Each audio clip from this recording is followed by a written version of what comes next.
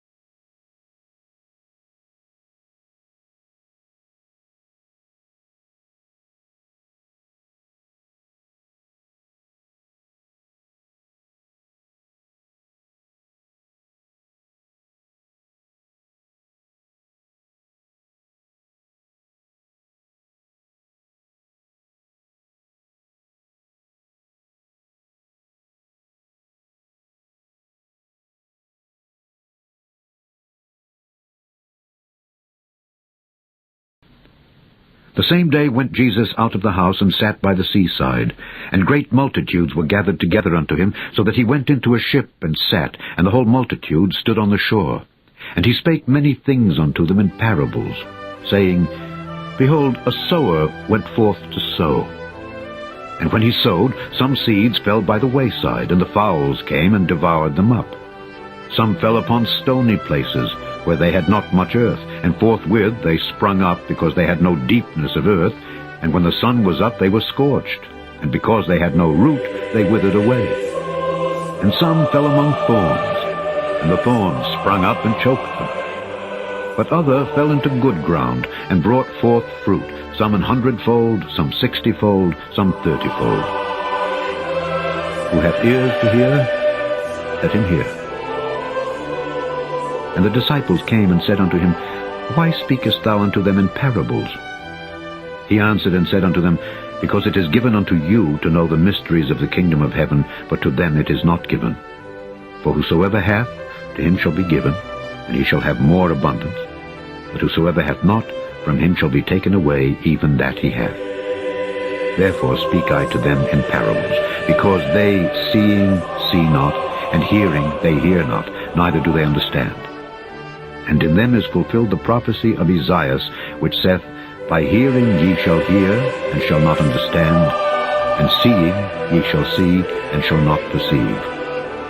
For this people's heart is waxed gross, and their ears are dull of hearing, and their eyes they have closed, lest at any time they should see with their eyes, and hear with their ears, and should understand with their heart, and should be converted, and I should heal them. But blessed are your eyes, for they see, and your ears, for they hear. For verily I say unto you, that many prophets and righteous men have desired to see those things which ye see, and have not seen them, and to hear those things which ye hear, and have not heard them. Hear ye therefore the parable of the sower. When anyone heareth the word of the kingdom, and understandeth it not, then cometh the wicked one, and catcheth away that which was sown in his heart. This is he which received seed by the wayside. But he that received the seed into stony places, the same is he that heareth the word, and anon with joy receiveth it. Yet hath he not root in himself, but dureth for a while. For when tribulation or persecution ariseth because of the word, by and by he is offended. He also that received seed among the thorns is he that heareth the word, and the care of this world and the deceitfulness of riches choke the word, and he becometh unfruitful. But he that received seed into the good ground is he that heareth the word and understandeth it, which also beareth fruit, and bringeth forth some 100-fold, some 60, some 30. Another parable put he forth unto them, saying, The kingdom of heaven is likened unto a man which sowed good seed in his field. But while men slept, his enemy came and sowed tares among the wheat, and went his way. But when the blade was sprung up and brought forth fruit, then appeared the tares also. So the servants of the householder came and said unto him, Sir, didst not thou sow good seed in thy field? From whence then hath it tares? He said unto them, An enemy hath done this. The servants said unto him, Wilt thou then that we go and gather them up? But he said, Nay, lest while ye gather up the tares, ye root up also the wheat with them. Let both grow together until the harvest. And in the time of harvest I will say to the reapers, Gather ye together first the tares, and bind them in bundles to burn them, but gather the wheat into my barn. Another parable put he forth unto them, saying, The kingdom of heaven is like to a grain of mustard seed, which a man took and sowed in his field, which indeed is the least of all seeds. But when it is grown, it is the greatest among herbs, and becometh a tree, so that the birds of the air come and lodge in the branches thereof. Another parable spake he unto them, The kingdom of heaven is like unto leaven, which a woman took, and hid in 3 measures of meal, till the whole was leavened. All these things spake Jesus unto the multitude in parables, and without a parable spake he not unto them, that it might be fulfilled which was spoken by the prophet, saying, I will open my mouth in parables, I will utter things which have been kept secret from the foundation of the world. Then Jesus sent the multitude away, and went into the house, and his disciples came unto him, saying, Declare unto us the parable of the tares of the field. He answered and said unto them, He that soweth the good seed is the Son of Man. The field is the world. The good seed are the children of the kingdom, but the tares are the children of the wicked one. The enemy that sowed them is the devil. The harvest is the end of the world, and the reapers are the angels. As therefore the tares are gathered and burned in the fire, so shall it be in the end of this world. The Son of Man shall send forth his angels, and they shall gather out of his kingdom all things that offend, and them which do iniquity, and shall cast them into a furnace of fire. There shall be wailing and gnashing of teeth. Then shall the righteous shine forth as the sun in the kingdom of their Father. Who hath ears to hear, let him hear. Again, the kingdom of heaven is like unto treasure hid in a field, the which when a man hath found, he hideth, and for joy thereof goeth and selleth all that he hath, and buyeth that field. Again, the kingdom of heaven is like unto a merchantman seeking goodly pearls, who when he hath found one pearl of great price, went and sold all that he had, and bought it. Again, the kingdom of heaven is like unto a net that was cast into the sea, and gathered of every kind, which when it was full, they drew to shore, and sat down, and gathered the good into vessels, but cast the bad away. So shall it be at the end of the world. The angel shall come forth, and sever the wicked from among the just, and shall cast them into the furnace of fire. There shall be wailing and gnashing of teeth. Jesus saith unto them, Have ye understood all these things? They say unto him, Yea, Lord. Then said he unto them, Therefore every scribe which is instructed unto the kingdom of heaven is like unto a man that is an householder, which bringeth forth out of his treasure things new and old.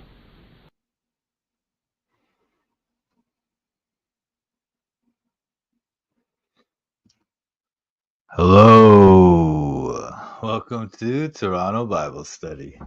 I'm your host, Mike Sampat, and today we're going to talk about Professor Dave's dumb video. It's like so dumb. Anyway, hello everyone. Hi, Real Truth. God bless you, brother. Professor Gabe, yes.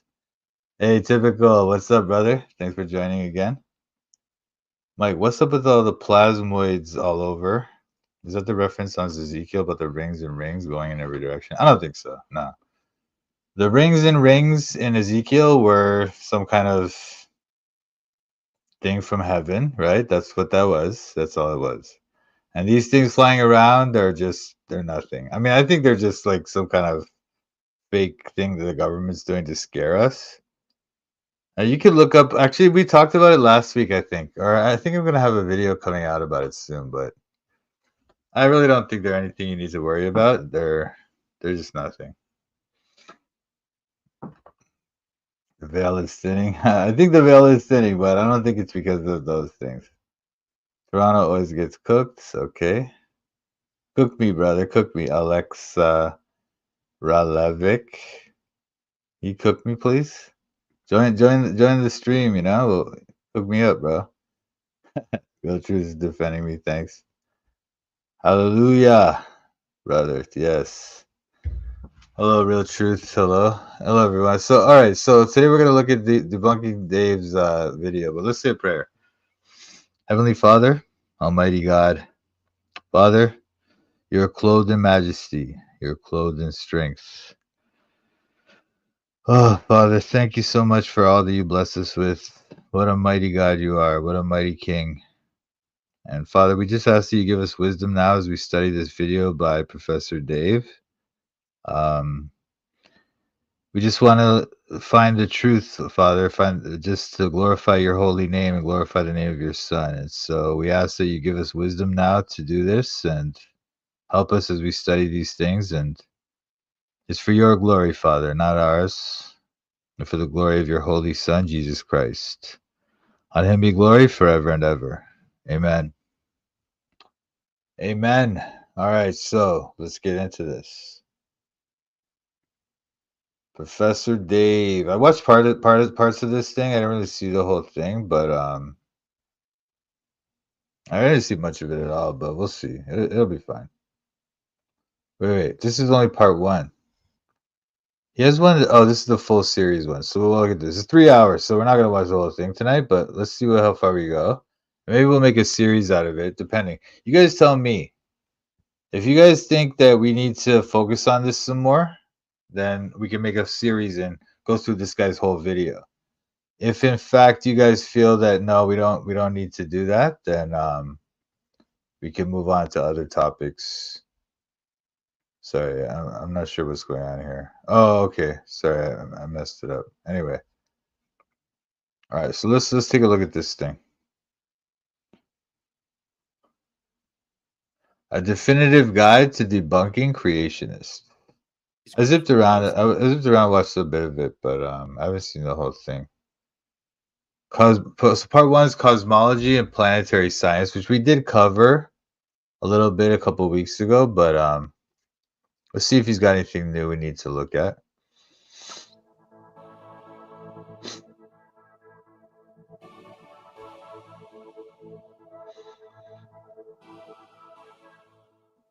As most of you are aware, I've been debunking creationists for quite some time. In fact, at this point, I am familiar with just about everything that they say, from the most clueless preacher to the most sophisticated and well-funded propaganda peddler. Because of this, I thought it would be worth my time to create an in-depth series debunking virtually every creationist talking point. Look at this, dude. Like this is obviously supposed to be Jesus. This representation of a person here is supposed to be Jesus, right? But this guy puts it here. Why do you do that, man? Why are you trying to mock us or something? I mean, this is the thing. This is the other thing about these people, especially this guy, right? As we talked about last time, their strategy is always to act very confident about all their conclusions, right? They're very, very confident. Oh, this is science. This is the truth. We got it. We know. And then on the other side, they'll try to mock you and make you feel stupid for even questioning anything they're saying, right? But neither of those things is true. First of all, the fact that they are so confident in their conclusions, that's not a valid understanding of their conclusions because they don't have real solid proof. And then when they try to make you feel stupid for questioning, well, that's not valid either because you should be questioning their things and questioning science, and there's nothing wrong with that. But that's how worldly science works. Exactly. It's all based on, like, it's not about free thought and questioning conclusions and skepticism. It's not about that. It's about believing whatever the so-called scientists say, and if you don't, you're a science denier and you shouldn't be listened to. That's their whole strategy. And it's just mind control. It's just like complete like propaganda and mind control. But anyway, let's listen to what he says. As a handy resource. Instead of focusing on debunking specific creationists, this series will focus on the things they collectively say. So the purpose of the series is not to expose anyone in particular, but rather to arm the viewer with the ability to immediately discredit anything a creationist says. You may find this useful if you're going to debate a creationist, or if you have a creationist in your family and you're tired of their misinformed lectures over dinner. Whatever the case may be, if you need a handy guide to combating creationists, this is the place for you.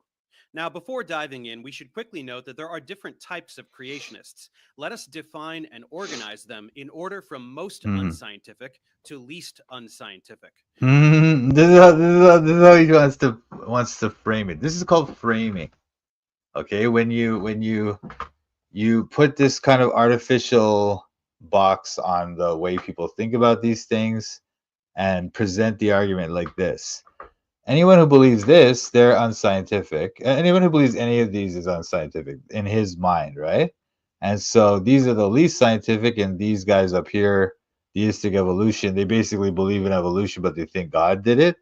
Those guys are the most scientific, you know what I mean? But none of them are scientific at all. Not even one of them, you know? And the fact is that neither are his theories either, but we'll get into that. First up, we have scriptural, literalist, flat earth, geocentric creationists. They reject literally all science and pretend that Earth is a little terrarium made by their deity. To justify this, they reference Bible passages like Psalms 93:1, which says the earth does not move, Revelations 7:1, which references the four corners of the earth, and Genesis 1:6, that references the firmament, a solid dome over the earth. They believe the earth is a few thousand years old, populated by creatures whose forms are precisely as their God created them. This is the absolute bottom of the barrel. Next up are your standard. Not precisely as God created them. We think that there was a certain amount of evolution or adaptation that animals undergo in their different environments, right? And so that leads to different morphological features of the animal, and that's through a process of natural selection. So we do agree with, but we believe in natural selection because that's an undeniable fact of nature. We believe in like the idea that animals will adapt to their environment and change morphologically. Morphologically meaning they'll change their shape of their body or change the way their genes get expressed and stuff. And that's also through natural selection and stuff. So we believe all that. We just don't believe that a animal could evolve and evolve and evolve until it becomes like a totally different kind of animal. That's what we don't believe. Young Earth creationists. They are very similar to the previous category, but they don't believe the Earth is flat.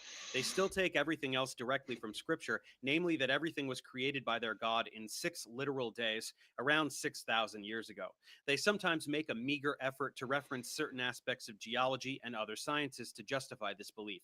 They are shockingly numerous. Next is gap creationism. Wait, how numerous? 40% of U.S. adults. Yeah. Nice. Shockingly numerous. Next is gap creationism. This puts a time gap between the first 2 verses of Genesis so as to propose that the initial creation of everything occurred, and then many years later there were the 6 days of creation to produce the living organisms we see today. This is just a bit more scientific because it allows for an older universe. And that's what they call the gap theory. You may have heard of it, and a lot of people are starting to sign on to that. So it's like God created the heaven and the earth. That's like outer space and the round earth. And then it's like there's a gap And then the next day of creation comes many millions of years or billions of years later. And Earth than young Earth creationism, so they typically don't dispute certain aspects of geology and astronomy. Day-age creationism is similar, but proposes instead that the 6 days of creation are not literal days, but periods of unknown length, possibly millions or even billions of years. This again is an effort to make creationism compatible with geological and astronomical time. Next is progressive creation, which posits that there were many separate creation events over time. This is an attempt to explain the fossil record through the lens of creationism, thereby accepting that many forms trace a clear lineage through the paleontological record, but that divine intervention is responsible for this proliferation rather than natural processes. So it accepts aspects of biology and paleontology in addition to astronomy and geology, while denying most of evolutionary biology in particular. Next, there is intelligent design. Ideologically similar to progressive creation, it is a political movement spearheaded by the Christian propaganda mill called Discovery Institute. It's a political movement. It's political now. Well, why don't you say it's a religious movement? Why would you say it's political? But anyway, the idea is that the universe must have had a designer with intelligence because no one could. This thing couldn't happen just randomly. That's the idea. It's a political movement spearheaded by the Christian propaganda mill called Discovery Institute that arose due to a backlash towards the previously utilized term creation science. Intelligent design is a rebranding campaign that attempts to intellectualize creationism, avoiding negative connotations of shifty preachers to present itself as scholarly. To do so, they tend to be the most accepting of select scientific principles, such as geological time, common descent, and many other concepts that Hey, are firmly Sabo. rejected by God young bless, Earth brother. creationists, but nevertheless remain firmly pseudoscientific when it comes to molecular and evolutionary biology, claiming that naturalistic principles are incapable of explaining the complexity and variety of living organisms. I have an entire playlist specifically debunking the figures in this organization should you find yourself wanting more detailed information about this propaganda. Yeah, I mean, I think these guys are kind of showy. This Discovery Institute, like, it's almost like they're there to make us look like idiots, you know? But In anyway, this organization, should you find yourself wanting more detailed information about or it could be just that they're kind of like scientists, but so they want to like, I don't know, kind of save Christianity or save the Bible, but they also want to go along with most of science's claims about the origin of the universe and stuff. propaganda. Wrapping up, there is theistic evolution, which is more or less accepting of evolutionary principles, but maintains that a deity sporadically intervenes and has a plan for the whole thing. And finally, there is deistic evolution, which essentially proposes that there is a deity which determined the fundamental characteristics and physical constants of the universe, triggered the Big Bang, and then played no further part, thereby accepting purely scientific and naturalistic explanations for the origin and diversity of life. As we can see, this spectrum ranges from denying essentially the entire body of scientific knowledge to really not denying any science whatsoever. No, this doesn't deny the entire body of scientific knowledge, as we've discussed before, but let's just get it sorted out again. We deny this type of belief, the flat earth geocentrism, does not deny all science. What we deny is science that cannot be tested observably and reproducibly. That is like an experiment where we can actually test some theory with an experiment or something, and then that experiment can be repeated by other people and reproduced, right? And so once they reproduce that finding, then that means okay, it's a good theory.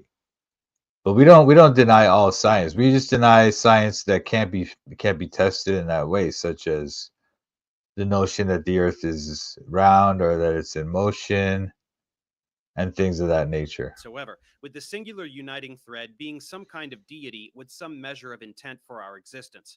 Positing the general existence of a deity is a philosophical position that can't be firmly proven or disproven in any empirical manner, so this series will make no attempt to do so. Instead, we will be focusing on the firmly established scientific principles that creationists deny to one degree or another. Firmly established. Firmly established. This guy's trying to say abiogenesis is firmly established, or any of these things. Any of these things. None of these things are firmly established. Okay. age of the universe, that's firmly established, because in this guy's mind it is, but it's not actually true, right? None of these conclusions, none of these theories that they have about these things are testable, and that's why we dismiss these theories. They're just theories based on their own reasoning. They're not, there's no way to actually observe any of these things. Established scientific principles that creationists deny to one degree or another. Obviously, some of the discussion will apply more broadly to all categories, and some only to young Earth creationists, as there are things which that ideology denies that intelligent design proponents do not deny. But we will attempt to go over virtually everything that all of these groups propose and how to expose the dishonesty behind them. This series will be broken down into 5 parts, according to the following. See, they characterize our questioning or our reinterpretation of their data as dishonesty. But they never think that they might be the ones that are committing dishonesty, but they are. They absolutely are. But we'll see. We'll talk about it. Following topics. This will allow things to remain roughly chronological in terms of the history of the universe, the emergence of life, and its proliferation all the way until the arrival of humans. It will also allow us to stay relatively cohesive in terms of subject matter, so that we are not constantly jumping from one topic to another, as gish-galloping creationist preachers tend to do. So let's start things off by covering all the talking points spanning from the beginning of the universe up until just before the beginning of life on Earth. Chronologically speaking, first we can discuss the beginning of the universe. Contrary to common understanding, science does not have any ability to discuss this concept. Big Bang cosmology is a highly successful model that describes the development of the universe from an initial singularity. It does not describe how that singularity came about or what existed before it. See, even the idea that this model is highly successful, even that's like, it's again dishonesty. For example, they have this idea that the universe is expanding, right? Which they think that they observe some like stars because of the red shift of the light and stuff. We can talk about that. I think he talks about it later. But anyway, they think that the universe is expanding because they see things. It looks like they're moving away from us, like the stars and the galaxies and stuff. They think it's moving away from us, so they say, "Oh, the universe is expanding." But then later on, then later on. That's their view. That's their proof, bro. Trust me, bro. Trust me, bro. But anyway, so they say that the universe is expanding because they see the things slowly moving away or whatever, so they claim, right? Now, what happened was though, about maybe this is almost like 30 years ago now, but the people saw that the universe was expanding by these things moving away. But then according to their model of the universe and the gravity and all the stuff that they calculate, according to that model, the thing should have been moving much or what was it? Not they should have been moving much faster, you know? Or they shouldn't have been they should have been much further away than they actually are, according to the system of gravity that they had calculated, their model that they calculated, right? So all they did was they just said, okay, well, it's going away that fast according to their calculation, and it should be going away much slower. So they're like, okay, well, what could explain that? Maybe there's more gravity here than we thought. And so then they go, oh, it must be because of dark matter. They just propose that there's this dark matter that we can't see or observe or anything, right? There's this invisible, and you can't even you can't. There's no way you can detect it in any way. But somehow this matter exists in the universe, and it's giving out just enough gravity, just enough to cause the universe to not expand as fast as they had previously thought, and so now it expands at the rate that they see now. You know. So they just made up a thing. It's called ad hoc, that type of reasoning. It's another logical fallacy, but they just well, the thing that they're seeing doesn't their model doesn't explain what they're seeing. So they just propose this thing that they have no way of testing or proving that somehow saves their model, you know? Oh, there's dark matter. It's just dark matter. It's like if I said to you that, like my theory is that the universe was created by God 6,000 years ago, but there's some evidence that it's older. And I go, oh, no, it's because there's this magic fairy that nobody can see that just magically fixed everything so that my model works. You know, it's like that kind of reasoning is so dumb, but that's called ad hoc reasoning. It's completely ridiculous. Yeah. That's they make a theory to prove their other theory. Exactly, bro. Exactly, man. Yeah, it's dark matter, bro. Trust me, bro. Trust me, bro. that is even a question that means anything. So all creationists about the universe from an initial singularity. It does not describe how that singularity came about or what existed before it, if that is even a question that means anything. So all creationist rhetoric about science suggesting that something came from nothing is totally without basis. The very beginning of the universe is not understood by science, so this is not really even a scientific discussion, and we will return to it in part 5 to describe some philosophical implications of this question.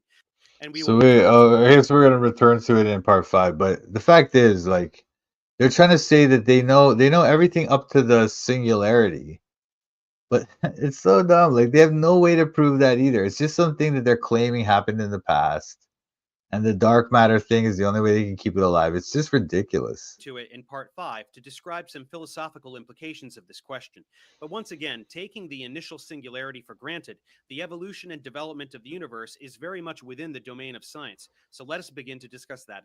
Why would we take that for granted? First of all, why would we take it for granted that there's some singularity at the beginning? Why would we take that for granted? Again, no way to test it, no way to prove it, no way to observe it. But they're just saying, take it for granted, guys. And then they go, okay, if we take that for granted, then the rest of the things that happen, we can just easily prove it, or it easily fits into our model, but it doesn't. Implications of this question. But once again, taking the initial singularity for granted, the evolution and development of the universe is very much within the domain of science. So let us begin to discuss that instead. Let's examine the most ridiculous arguments attempting to discredit basic knowledge in cosmology and astrophysics. Many creationists deny Big Bang cosmology because they do not understand it and deliberately misrepresent it.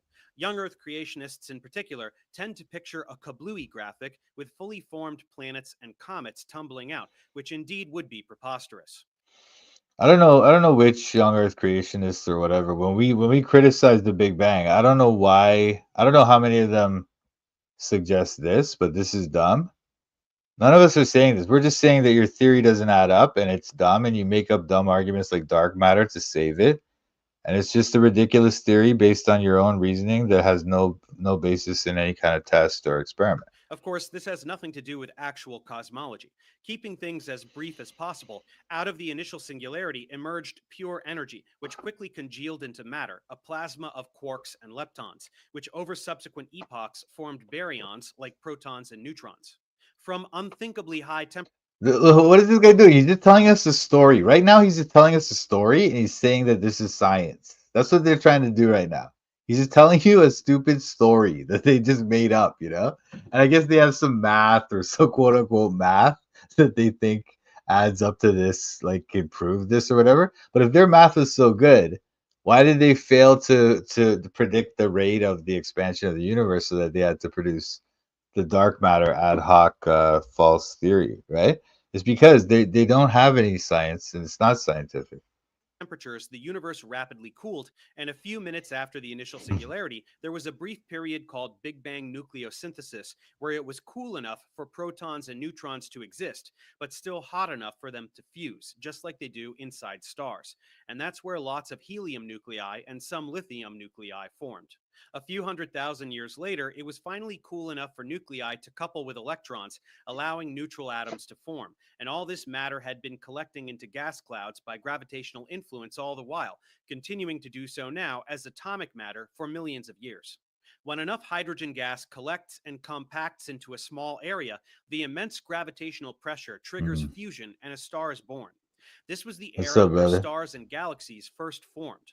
The most massive ones burned through their fuel the most rapidly, producing heavier elements. When they died in massive supernovas, they created all the rest of the heavier elements and spewed this material out into the universe. This collected again and formed other stars, this time with diverse enough material that planetary systems could form along with stars. I don't know. I don't understand what. How is this preparing people to debunk creationists? All he's doing is telling the story that they believe. He's not telling them how they prove any of this stuff or how they can test or how you know what I mean. So how is this debunking a creationist? I don't get it. It's just your version of events versus our version of events. Protoplanetary disks. Our solar system formed in such a manner about 10 billion years after the Big Bang, and our planet Earth was part of that system formation. That was an incredibly abbreviated and oversimplified account of much of the field of astrophysics, so please visit my tutorials on astronomy and astrophysics if you would like much more detail on these processes as ammunition against creationists. But again, they tend to not have even heard any of the above information, so their arguments against Big Bang cosmology are typically ridiculous. They will say that if everything emerged from a big explosion, everything should be moving in the same direction outwards from the explosion. So, how are certain things moving towards each other, like specific stars and galaxies? How is it that Venus exhibits retrograde rotation, spinning the opposite direction of all the other planets? One need only specify that, apart from the Big Bang not being an explosion, our system formed 10 billion years after the Big Bang due to totally unrelated processes, and that in general, stars didn't form for about 200 million years. Typical responses from young earthers are always saturated in incredulity, asking how it is that we could know anything about these phenomena. In such cases, you can try your best to explain everything in greater detail, and some may even be willing to learn, but most won't. So it is often easiest to simply point out that they are making an argument from incredulity, which is always a garbage position to take. Well, we're not. I mean, I don't know. I don't know who's. I don't know. I guess some creationists talk like this, but I'm not saying that. I'm just saying that this whole theory, you have no way to prove it, no way to test it or anything, and it's just a bunch. It's you're just telling me a story. You're telling me a story of what you believe, and I guess I hope he's gonna try and explain to us how they prove this stuff or quote unquote prove it. I don't know. Do they understand how their iPhone works? No. Is it therefore magic? Of course not. One can also make it clear that astronomy is perhaps the most observational branch of science, as we can simply look through telescopes and see what's going on in the universe. We can see This is the most observational. Now, this is the thing. So, okay, you're looking through a telescope and you're seeing something in space, right? So you're observing it, okay? But that doesn't mean when you form a theory about that thing, how that thing got there, or why is it there, or what is it doing? That's the thing that's not observable. Your theory about why that thing is there, why is there a star there, what are they doing, right? Those theories are not testable. That's the point here, okay? So they're observing something in the sky. They can't observe whether their theory about that thing is correct. That's why it's not observable. That's what we're saying, okay? It's not observable in the sense that you can't test your theory about the things. You can't perform an experiment on the sun or the stars or whatever. Yeah, they're just making up numbers. It's ridiculous, dude. It's foolishness. As we can also make it clear that astronomy is perhaps the most observational branch of science, as we can simply look through telescopes and see what's going on in the universe. We can see protoplanetary disks. You look through telescope and see what's going on. What are you looking at? You're just looking at something in the sky. You don't know what it is. You don't know how far away it is. You don't know anything about it. It's just a thing. You're looking through a telescope. You're seeing something in the sky. It doesn't mean you're. He goes. You can see what's going on in the universe. No, you can't, man. All you see is something in the sky. You don't know. You don't even know if it is a universe. You know. We can observe star formation in various FG. I don't know what FG is. Is it on the diagram? What is FG? I don't know. observational within nebulae. We have a profound understanding of stellar dynamics and where the elements come from. We use spectroscopy to analyze the composition Oh of wait, stars what? and to Wait, see hang on, which hang on, molecules hang on. they What? We have a profound understanding of stellar dynamics and where the elements come from. Okay. So now he's trying to. This is what they do. This is the two types of their strategy, right? Is one, be very confident in their conclusions, act like it's all science, it's unquestionable, and act like that. And then the other big plank of their argument is always to make fun of anyone who disagrees, to mock you or to put you down, to make you feel like you're a science denier or whatever. That's the two strategies, right? So now his strategy is we have a profound understanding of the stars. We have a profound understanding of stellar dynamics and where the elements come from. So he just used some big words. Profound, stellar dynamics, where the elements come from. Okay. So can you tell me how you prove any of those things? No, they can't. They're just, again, they just make up a story like, oh, the elements where they're formed in the center of the stars. They're fused, and then the stars blew up, and then those things became onto the planets, and then we have elements now. It's so dumb. It's just ridiculous. We use spectroscopy to analyze the composition of stars. Yeah, spectroscopy. So once again, they're acting like, so they use a big word, so people think, oh yeah, big word sounds sciencey, sounds like it's true. But all he's saying is spectroscopy is like they analyze the light. Like when the light comes down, it forms into these spectrums, right? There's a spectrum of light, right? Like there's light, so it can come in certain colors and other parts of the spectrum, depending on the wavelength, the length of the light wave. Okay. So spectroscopy analyzes that. So all they can tell you though is that there's some light coming at us and we can see it. And now we can tell you the colors of it. That's what spectroscopy can do.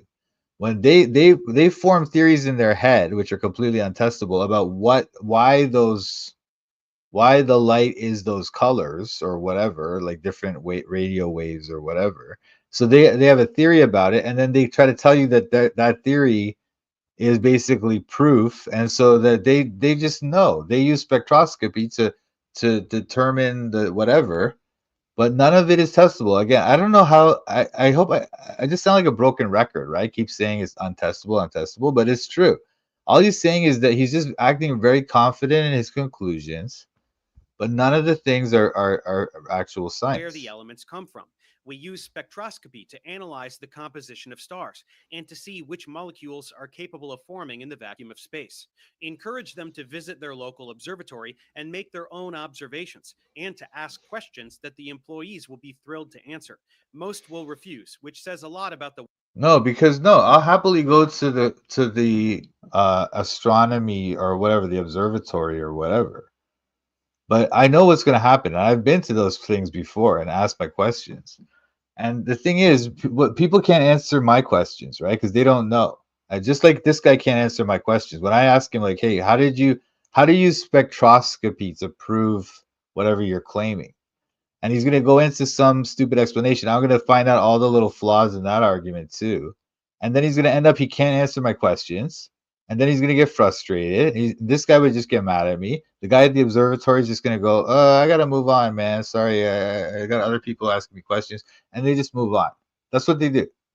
So you could go ahead, go to the observatory. I don't mind, like, or whatever. Just do whatever you want. But the fact is, they're not gonna give you any better answer than this guy, because they don't have any better answer. All they do is they just believe what they're told. Some scientists told them that they'd use spectroscopy to identify the elements of a star or whatever, stupid nonsense. And then you're just supposed to believe that. And if you question it, then they're going to eventually get frustrated or whatever. They're just not going to be able to answer you. And then they're just going to say, well, I don't know, man, sorry. And then that's it. That's the end of the conversation. They're not going to admit they're wrong. They're not going to try to go and say, hey, let's check this out. Maybe we should rethink this. They're not going to do that. They're just going to act like you're an idiot. And that's what they do. That's what this guy does. Questions that the employees will be thrilled to answer. Most will refuse, which says a lot about the willful nature of their ignorance, which you may point out to them. Pivoting from incredulity regarding well-substantiated science, more intelligent creationists will bring up what is called the fine-tuning argument. It applies to the physical parameters of the universe as understood by science, so it does not support young Earth creationism, but could be seen as supporting deistic evolution, at least at face value. The universe has a number of physical constants, or quantitative values, pertaining to fundamental characteristics that one might propose could potentially have had totally different values. This can be used to support our view as well, because it's not only about the way the universe evolved, these physical constants of the universe. They also apply to molecules at the very low level, like the molecular force and stuff like that. So, or the strong nuclear force or things like that. So this can be used for our argument as well. But I don't think these arguments are that strong. The idea is that the things are so finely tuned, all the things like the different like forces of the universe, they're so finely tuned that if it was just off by a little bit, then the universe wouldn't evolve the way it did and we wouldn't have human life. So it must have been a god to set it up. That's the idea.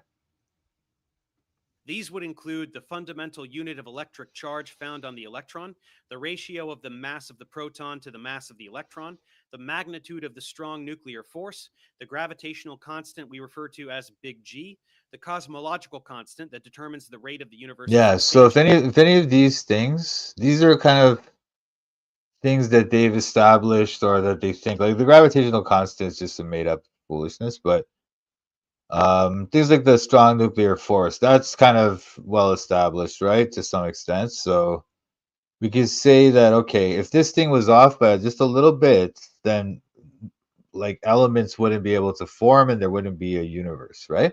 So that does kind of support our view as well, but I don't think it's that strong, but it is a valid argument, I would say. And several others. It is often said by creationists that if any of these parameters differed from their current values by even a few percent, that life would be impossible, and in some cases, star formation or even atom formation would be impossible. The question becomes, why do the parameters have values such that all of these things can arise, including life? Creationists will posit that it is because a creator ordained them to be so. There are some obvious objections that can be put forward immediately. First, we have no way of knowing that these constants can indeed possess any arbitrary value, or even any value other than they currently have.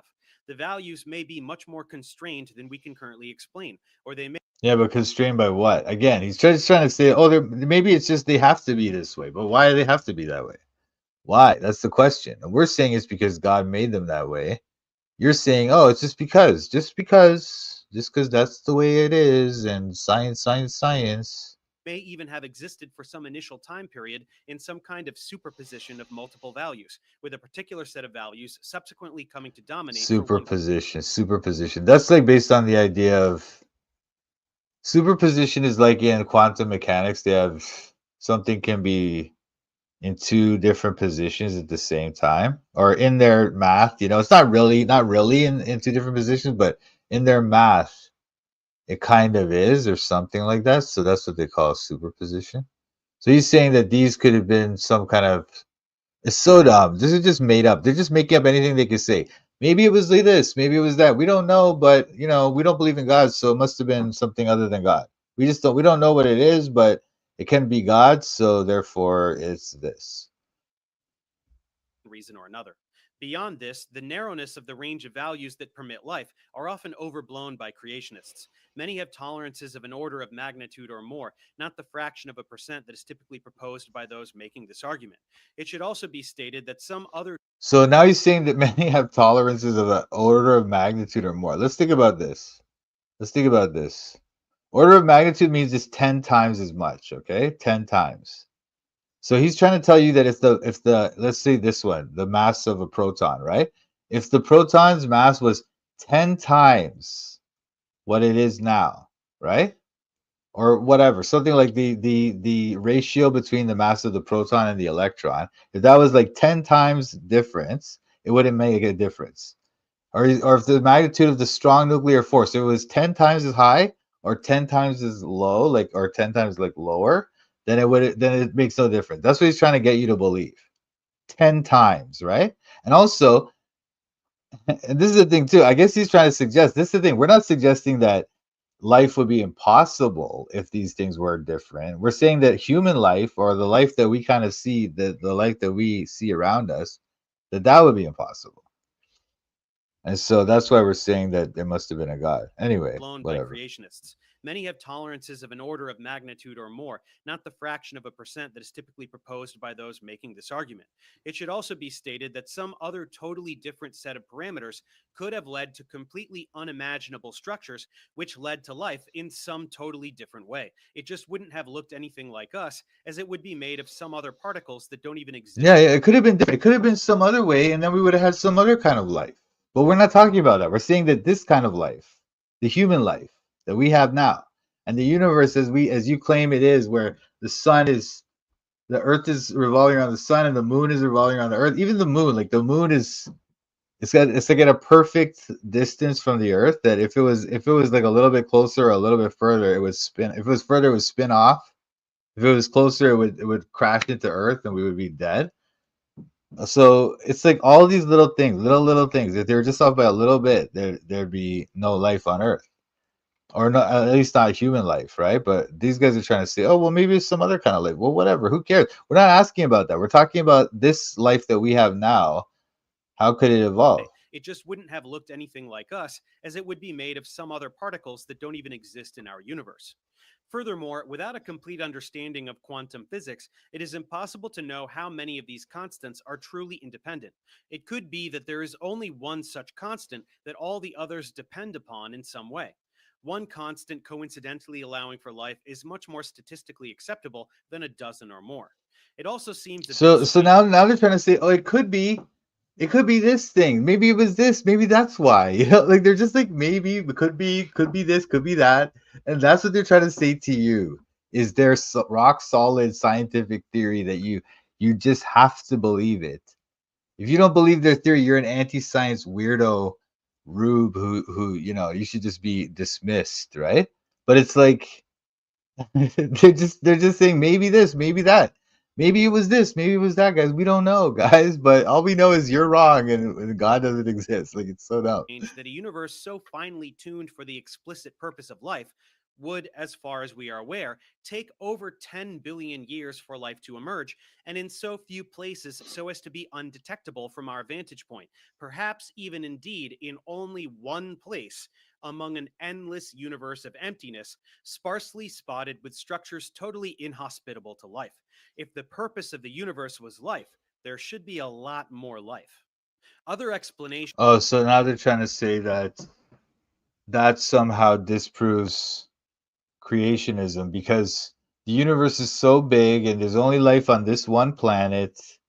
And if the universe was made to make life, then why don't we see other forms of life? Well, no, we're not saying that the universe is formed to make life. We're saying, I mean, if you're a creationist that believes in the universe or whatever, we're saying that God made the earth and the universe for human beings and for other creatures like on earth. And so the fact that he made all that other stuff with no life at all, it's more demonstrating our theory that the fact is that we're special, that God made us, he loves us, and we're his children and stuff. This adds to our theory. But now he's trying to get you to think that somehow that disproves creationism, the idea that the whole universe has no life. Well, no, we're basically saying that. We're saying that yes, the universe has almost no life. And even our little bitty planet with little bit of life on it, even that, if just one of those little things were changed just a little bit, those constants were changed, then the whole thing would be a wreck. So no, he's not actually even arguing against our theory now. He's just talking, so people that don't think too deeply about these things, they'll just believe whatever he's saying. But he's not even arguing against our theory now. The purpose of the universe was life, there should be a lot more life. Other explanations have also been put forward, such as the potentiality for a multiverse, meaning many universes, each having a different set of physical constants.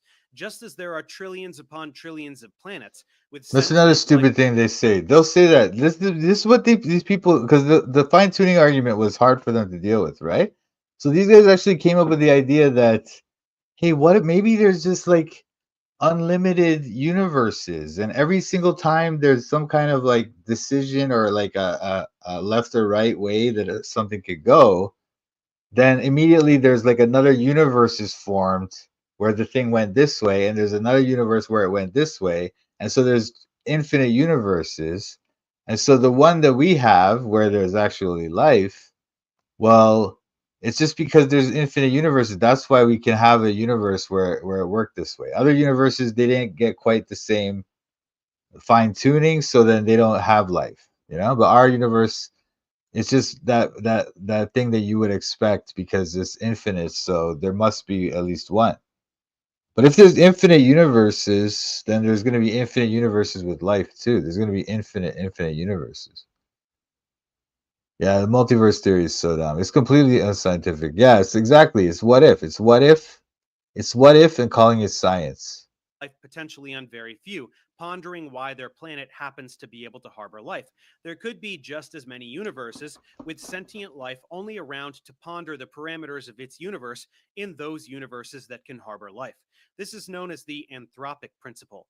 Observations can only occur in universes that permit observation, as nobody is in the universes that do not permit life to speculate about why that is the case. However, the notion of many universes is rather speculative ad hoc reasoning with no empirical basis, so it is not the best argument against the fine-tuning proposal. Suffice it to say that it is an interesting thing to So think he admitted that's a weak argument. That's okay, but he did introduce it as if it's got some validity, but it's actually dumb. But anyway, best argument against the fine-tuning proposal. Suffice it to say that it is an interesting thing to think about, evoking notions not just of a potential deity, but even our universe as a programmed simulation made by some other technologically superior non-deities. As deistic evolution is by wait, some what? ad hoc reasoning with no empirical basis. Oh, you see, ad hoc reasoning. See what he called it? That's ad hoc because they don't have their theory is dead in the water with this fine tuning thing, right? So they come up with this thing like, hey, maybe there's infinite universes. That's ad hoc. It's like this thing that you cannot possibly test or prove, but it somehow manages to save your theory. I could just say maybe it's because there's an invisible fairy who just magically made the universe like that. It's the same thing. It's just like ad hoc, completely stupid. But this is so he's admitting that this fine tuning thing is ad hoc, right? But then he's going to talk about this thing. What do you call it? This thing about So it is not the best argument against the fine-tuning proposal. Suffice it to say that it is an interesting thing to think about, evoking notions not just of a potential deity, but even our universe as a programmed simulation made by some other technologically superior non-deities. As deistic evolution see how they come up with this now? The simulation theory. It's almost like the Matrix idea. Like the idea is that we're just living in a simulation that was created by some more advanced beings. But it's just dumb. It's just another ad hoc thing. Like they can't think of any way that possibly the universe could be so complex and so, whatever. So they just come up with some dumb thing like, oh, maybe we're in a simulation. It's so dumb. made by some other technologically superior non-deities. As deistic evolution is by far the least unscientific version of creationism, it is not important to dwell upon, so we can continue with creationist talking points that specifically contradict science. Going back to specific aspects of Big Bang cosmology, some creationists will learn basic astrophysics terminology in an effort to pretend they can refute scientific methods for determining the age of the universe. It should be made clear that the accepted value of 13.787 billion years plus or minus 200 million years is supported by a mountain of empirical evidence from multiple lines. A mountain of empirical evidence. A mountain of empirical evidence. Wow, dude. What do I think about the Matrix? What the movie? It's like Gnosticism. Dawkins, I know the alien. He thinks the alien. So dumb. Of inquiry. In years, value of methods for determining the age of the universe. It should be made clear that the accepted value of 13.787 billion years plus or minus 200 million years is supported by a mountain of empirical evidence from multiple. The Matrix theory, the theory of the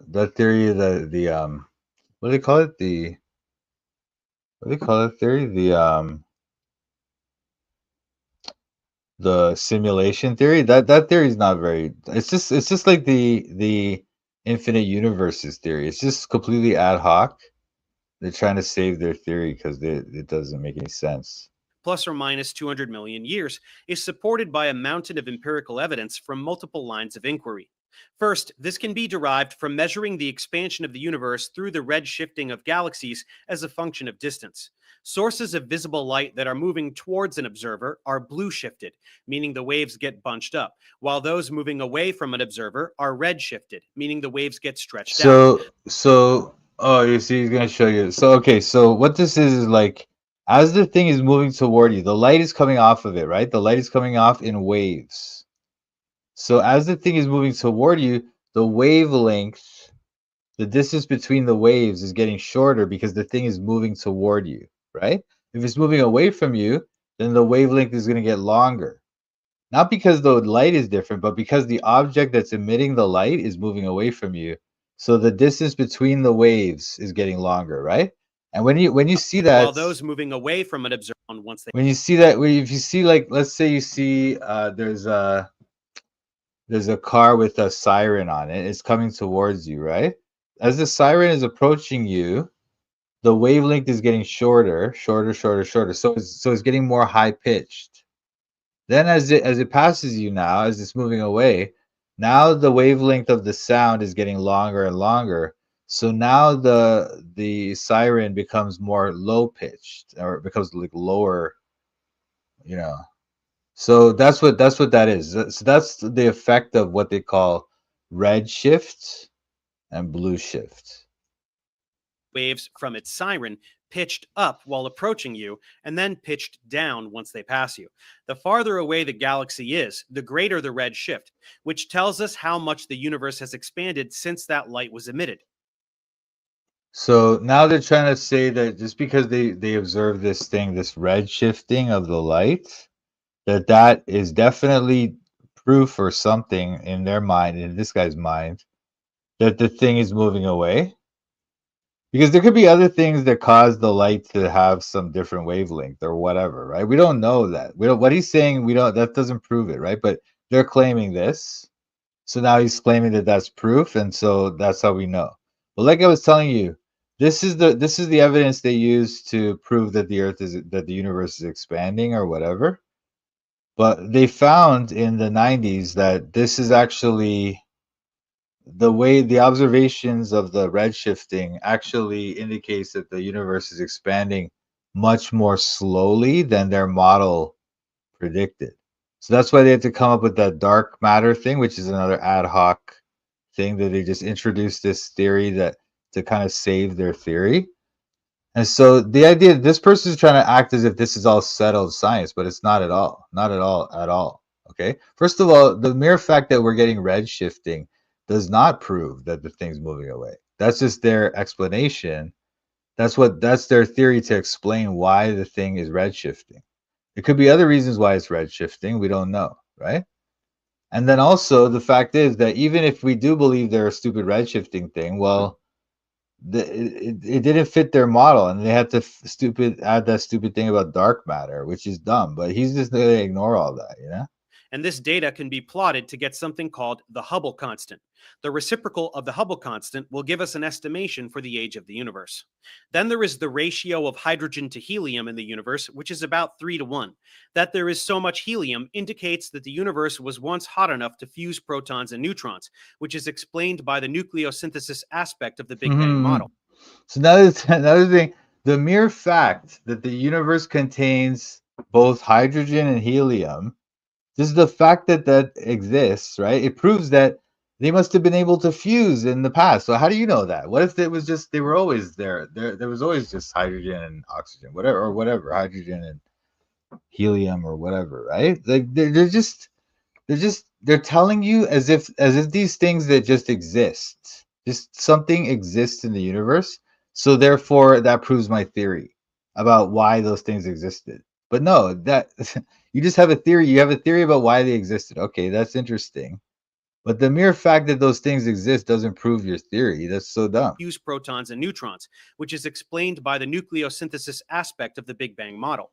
No other model can account for this observation in general, and they certainly cannot account for no other model could ever account for this ever by any means. But the creationist model can, because that just means we're just saying God created it that way. Whatever. Why do we have to go to this wild theory that somehow they were fused in the center of stars and all this stuff that billions of years ago that we have no way of possibly testing? Why would we go there? For this precise ratio that is specifically predicted by the duration of the nucleosynthesis epoch as demanded by the model. Finally, see what they do. They like to use all the big words and stuff, and then that intimidates people to make you think that, oh, he's using big words. I don't know what those words mean. This is too much. I can't take it.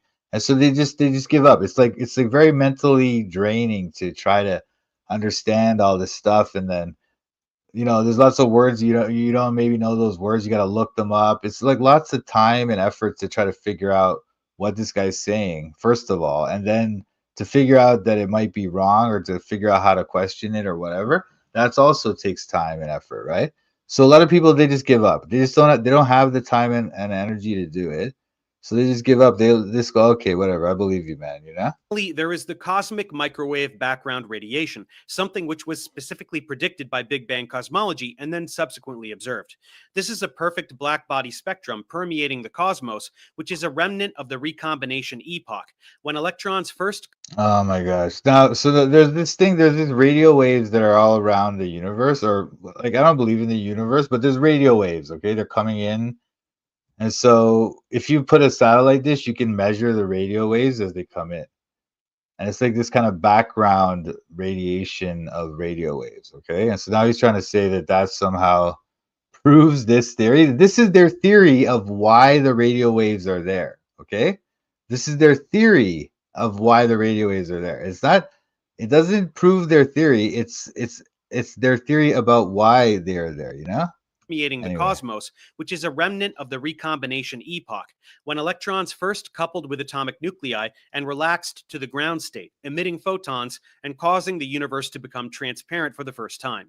This occurred 380,000 years after the initial singularity, and since has been stretched out by the expansion of the universe to measure 2.7 Kelvin with extreme isotropy, meaning the same in every direction. This isotropy indicates that it was generated during a time of thermal equilibrium, something which only makes sense in the context of Big Bang cosmology, which has it predicted only and makes sense. It only makes sense in the context of Big Bang cosmology, guys.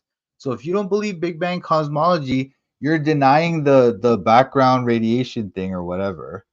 And you're just the anti-science weirdo. That's what he's trying to get you to believe. But this is just a bunch of foolishness. They're just yapping all this stuff at people. Okay?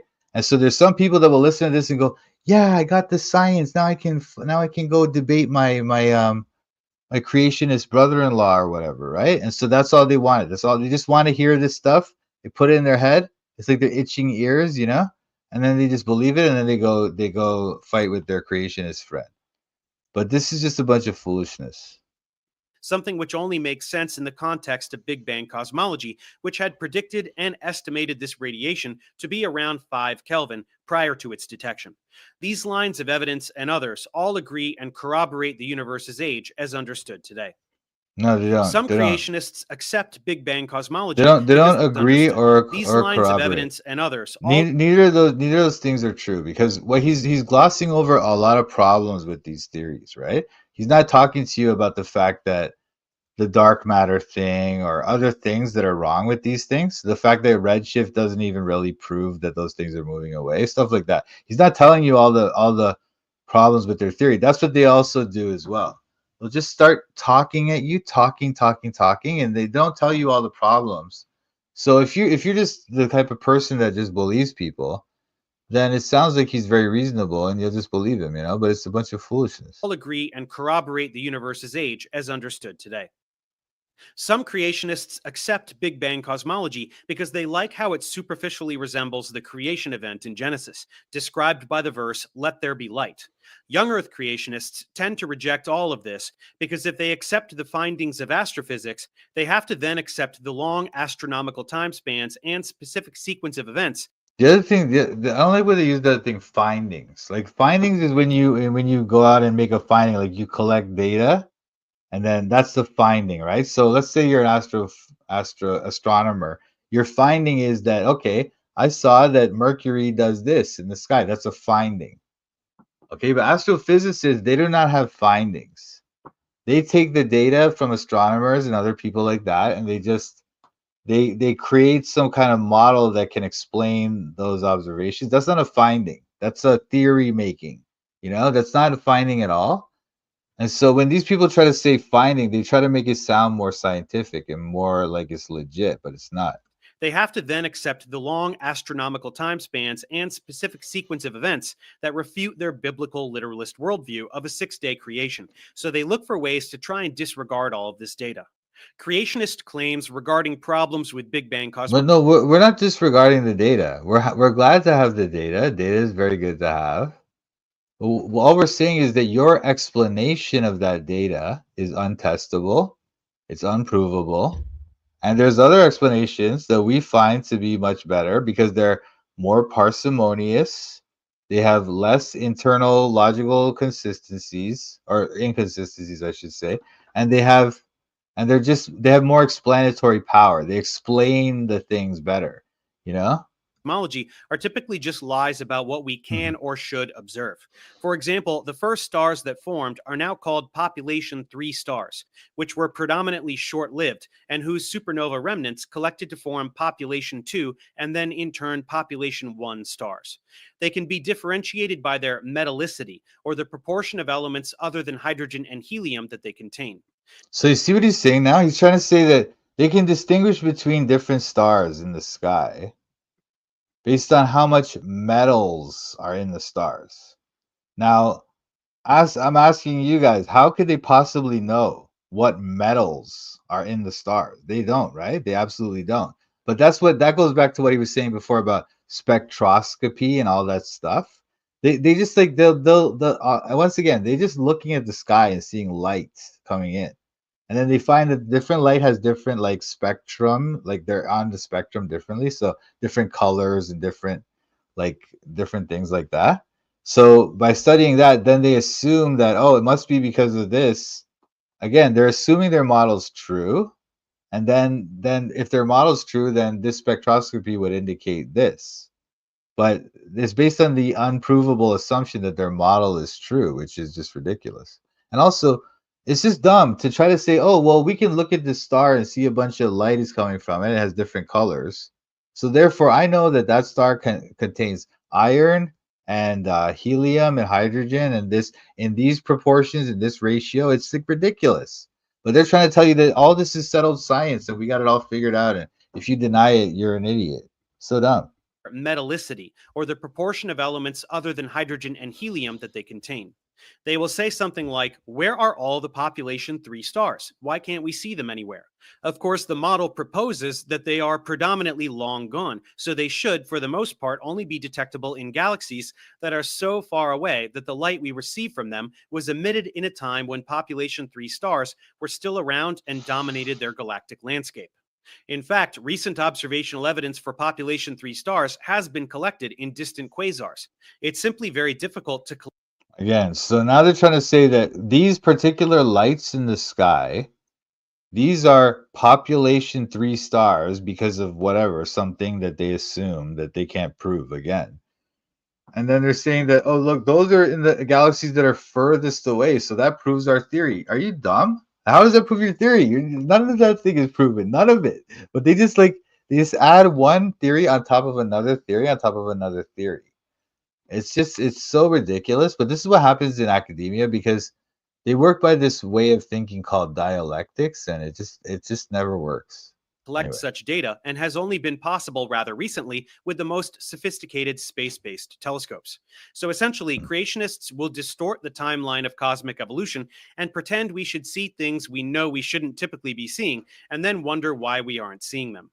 More primitive thinkers will not even I don't know. That's just a dumb argument. I would not argue like where are all the pop freezes. I'm not even arguing that. I'm just saying this whole thing is just ridiculous. You're trying to make me think that you've got all this stuff proven when not even one thing of it is proven. Not even one.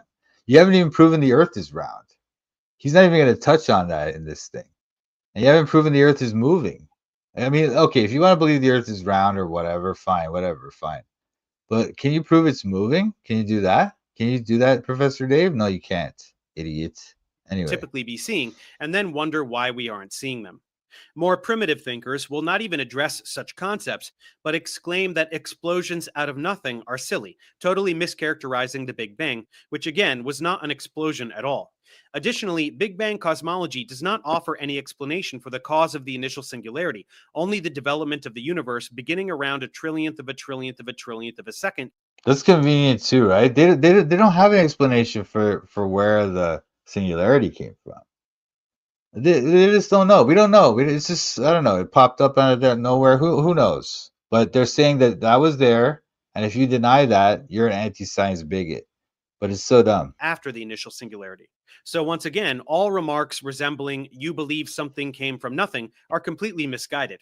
Big Bang cosmology says nothing whatsoever about anything coming from nothing or how the initial singularity came about. It is a highly successful model describing the development of Yeah, but you know what? That's true. You know, a lot of people will say, "Oh, how could everything explode from nothing?" And so when you do that, you're walking into this kind of retort.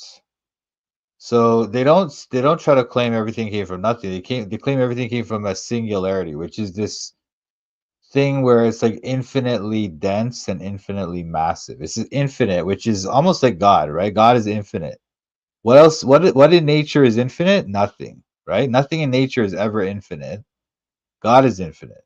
But they're trying to tell you that there was something that was infinite before the universe, and that was the source of the creation of the universe. So it's basically like their God, the singularity, the or nature, or whatever you want to call it, but it's just dumb. the universe. Moving on, in terms of determining how far away things are within the universe as it is today, there are different methods available to us. We can measure the parallax angle of a relatively nearby star, or its shift in apparent position as Earth orbits the Sun.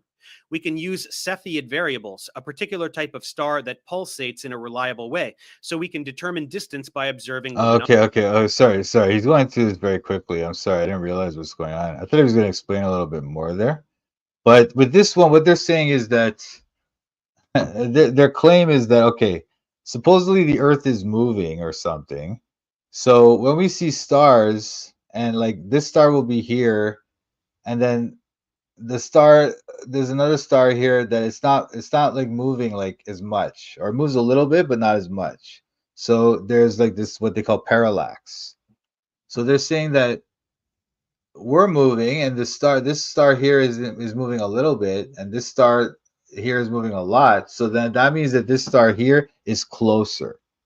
Just like if you're far away from something, and you start moving, then you don't see the distance, the change of the angle that much, right? But if the thing was closer to you, you would see the change in the angle quite a bit if you started to move, right? So that's what they call parallax, and that's what they claim is some kind of evidence that we're moving. But once again, they never actually tested that the Earth is moving. All they know is that there's things in the sky and they appear to be moving. And so then by their assumption that the Earth is the one moving and the things in the sky are not moving, even though that's what we see the things in the sky moving. We don't see the Earth moving. But they assume the Earth is moving and the things in the sky are not moving. So then they can do this parallax thing. And based on their other assumption that the Earth is round and the sky is like gigantic and stuff. So it's all just based on assumptions that are unprovable again. So every single argument he's made here, every single one, and it'll just go on, right? It's just on and on and on with these people. But every single argument they make is untestable, unprovable, and based on untestable and unprovable assumptions. In apparent position as Earth orbits the Sun. We can use Cepheid variables, a particular type of star that pulsates in a reliable way, so we can determine distance by observing luminosity. Type 1a Wait, what? supernovae What was are that? what we Hold on, refer hold on. to as Hold standard on, hold on. cube, a This particular is so type of dumb. star that pulsates orbits the Sun. We can use Cepheid variables, a particular type of star that pulsates in a reliable way, so we can determine distance by observing luminosity. How could this possibly help? Imagine you're just some guy, right? Who doesn't know too much, but your cousin at Christmas time, he's always like arguing with you about evolution. So you want to be able to figure out how to debate this guy. So are you gonna watch this Professor Dave stupid video? You're gonna figure out how to debate your cousin with this stupid nonsense? What are you gonna do? You're gonna tell your cousin, "Oh, Cepheid variables, man. What do you?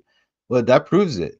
But what is this? So once again, it's just like you have to assume all their stuff about the universe is true, and then this kind of makes sense. This kind of again. I'm not trying to admit that even if we believe their model, this doesn't necessarily prove their claims about what is happening here, but let's just say like their model is true and this thing kind of would prove it. But you would have to assume their whole model is true. You know? It's just foolishness. It's just ridiculous. This is getting frustrating to me. I don't know. Anyway, let's see where we go with this. Type 1a supernovae are what we refer to as standard candles, since they too have a reliable brightness and they are so vibrant that we can see them clearly even in other galaxies. These objects are very far away, often millions of light years, so for their light to have reached our eyes, they must have existed for at least that many years. To combat this, young Earth creationists He's trying to say that to combat this, young Earth creationists say the speed of light change. No, we don't. We're just saying that this is dumb. I guess young Earth creationists, they believe that the Earth is round and so whatever. So I guess for the young Earth creationist who does not believe in flat Earth, I guess they have to kind of accept that this is somewhat true. these But objects are very I still don't think that even if you did believe in the universe or whatever, they can't prove how far away these objects are. They cannot do that. That's impossible. They can't prove even how far away the sun is or even the moon or anything. I mean, they'll claim that they know the moon because they say that they send people there or whatever, which is a bunch of nonsense too. But they certainly can't tell you how far away the sun is or any of the other planets, and and the idea that they can calculate how far away these stars are is a bunch of foolishness too. But again, I guess what they'll say is if you believe in the moon landing, if you believe in that ridiculous story, then based on that, if they like established that the moon is that far away because they sent an object there, they sent a rocket there, so they know how far away the moon is, and then they can calculate the other things based on that, kind of, I guess. But they're going from like this moon is 240,000 miles away, which is like relatively nothing, right? And then they're saying that based on that, they can calculate this thing that's billions of light years away. You know how far away that is? That's ridiculous, So anyway, this is a bunch of foolishness. far away, often millions of light years. So for their light to have reached our eyes, they must have existed for at least that many years. To combat Let me see what this person is saying. I'm a young Earth creationist. There are numerous options. Einstein showed that time is relative to the observer. It's relative to the observer. It doesn't mean that it's just completely relative and you can just make up numbers and say that, because the light's always traveling at a constant speed in Einsteinian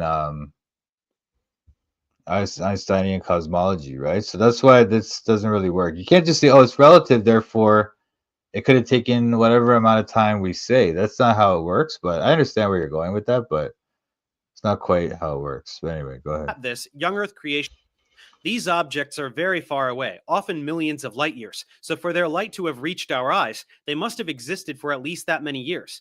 To combat this, young Earth creationists will say things like, the speed of light must have changed over time, having once been much faster to make up for the large distances.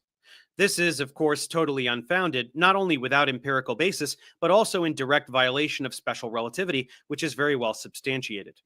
Very well substantiated. This is another theory. Like, look, but also in they're trying to say that this theory is very well substantiated. Okay, if you go on like Wikipedia for this thing or whatever, it'll say how it's one of the best, most well-established theories we have and all this stuff, right?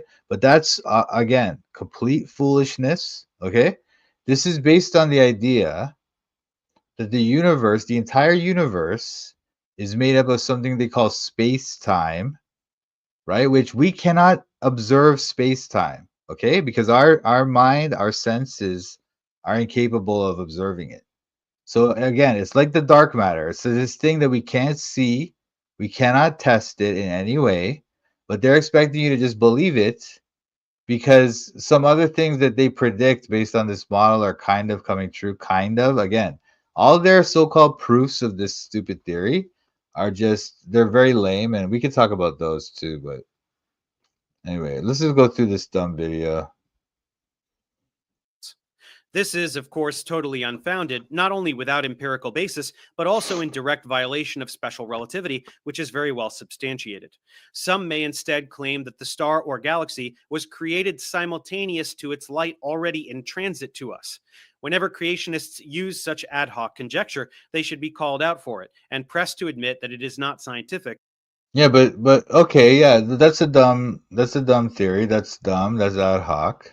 But you're also introducing ad hoc things. They're not talking to you about the ad hoc stuff they do. Actually, the theory of relativity is kind of ad hoc, because what happened was there was this experiment, quote unquote. It's not a true experiment, but there's this thing they call the Michelson-Morley experiment. And it kind of showed, or it seemed to, the first conclusion you would get from the experiment was that the Earth is stationary. So that, and they're measuring light, like the way light travels, whether if it's perpendicular to the Earth's motion, or if it's in the same direction as the Earth's motion. So if it's going in the same direction as the Earth's motion, it should be going a little bit faster than light that's going perpendicular to it, right? So by measuring the difference in those light rays, they could establish the kind of motion of the Earth. That's what they tried to do. When they did it, what they found was that the two light rays are moving at the exact same speed. There's no difference. So that would indicate, if we're just using our normal common sense, that would just indicate that the Earth is stationary. Okay? I hope that makes sense. You can look it up. Michelson-Morley experiment. It's kind of complicated, but that's the basic idea. And so when they found that, then that means that the Earth is stationary, right? But they can't accept that because they have their whole model is like, oh, the Earth is going around the sun and all this stuff. So they had to come up with something. So that's what Einstein proposed, that light is the same for any observer. It moves at the same speed, whether it's going perpendicular to the Earth or at the same direction as the Earth. It's going, any observer will observe light at the same speed because time is relative. And it's a theory that you cannot test, you cannot prove it in any way. So it's like that similar kind of ad hoc reasoning as when they talked about dark matter, you know? So it's ad hoc. Einstein is ad hoc. Such ad hoc conjecture, they should be called out for it and pressed to admit that it is not scientific and reeks of desperation. Continuing on to planetary science, we can make. Yeah, so I'm not sure what Shaggyvar is exactly talking about here, but yeah, like clearly, I don't think it's well substantiated, first of all. I don't know what you mean by well substantiated. If you're talking about Hafele-Kading and those kind of experiments, they don't establish it. And if you're trying to say that, this is the thing, quantum, I don't believe in quantum gravity, but quantum science is kind of testable, or to some extent, right? But whereas relativity is clearly not, and also quantum mechanics contradicts relativity in almost every area, you know? So they can't both be true. Quantum mechanics, which is it actually has uses, and we can test it with experiments, and it has valuable uses. That's a very good theory, and it completely contradicts relativity. So they can't both be true. So that means relativity is dumb, you know. But they don't want to go there. Then they try to come up with some stupid thing. But what does he say? Quantum gravity and gravity and general relativity contradict each other. Yes, yes. It shows that light is a constant in a vacuum, assuming no moving ether. Yeah, I know. What are you? I know. You're trying to say about Hafele-Kading and those type of experiments, but no, I'm sorry. They do not prove it, and we can talk about that. That's a little more complicated discussion, but I'm sorry if you think that those things substantiate relativity, but you're quite wrong, and we can go into that. Similar remarks about the age of the Earth. The accepted value of 4.54 billion years plus or minus 50 million years is well substantiated by geology, namely radiometric dating of zircon crystals and also carbonaceous chondrite meteorites. Okay, radiometric dating, right?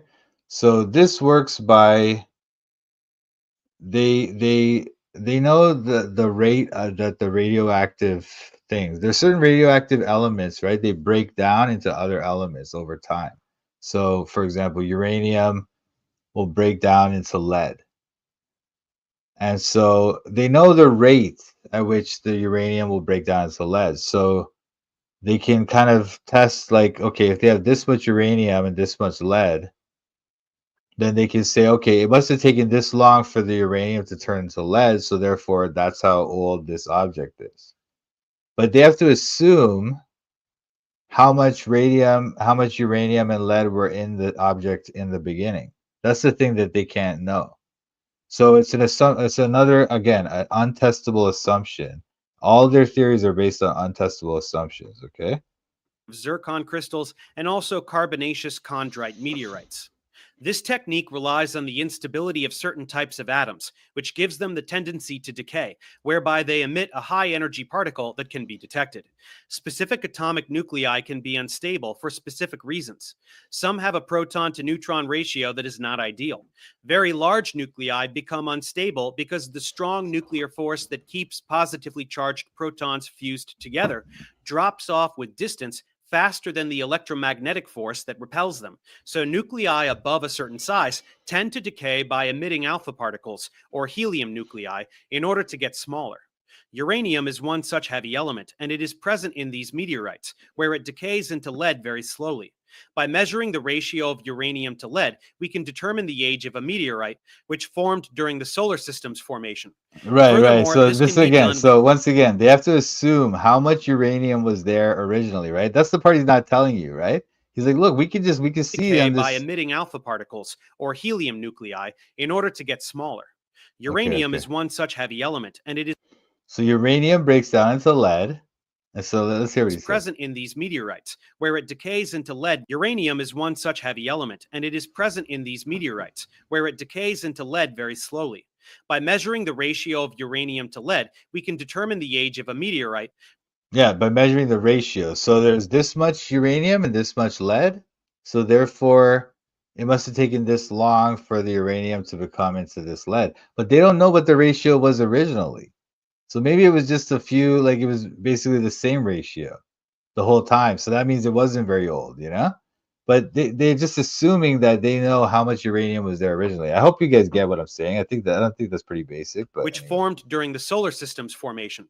Furthermore, this can be done with two different isotopes, as uranium 235 decays into lead 206, while uranium 238 decays into lead 207. So, utilizing both of these decay chains and comparing respective values is a great way to corroborate the age to ensure no material has leached out of the rock. no, it doesn't. Once again, they're in both those cases, they're assuming that there was some ratio. They don't know what the ratio was originally. It's all assumption. It's all based on assumptions that they can't Is prove. a great way to corroborate the age to ensure no material has leached out of the rock. These can also be cross-checked with other isotope decay chains, like samarium to neodymium or rubidium to strontium.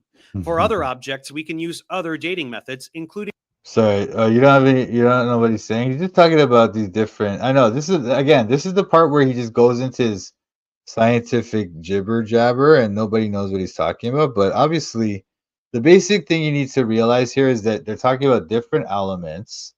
These are kind of heavy elements, right? And they over time they will tend to break down into these simpler elements like lead and stuff. So that's what happens.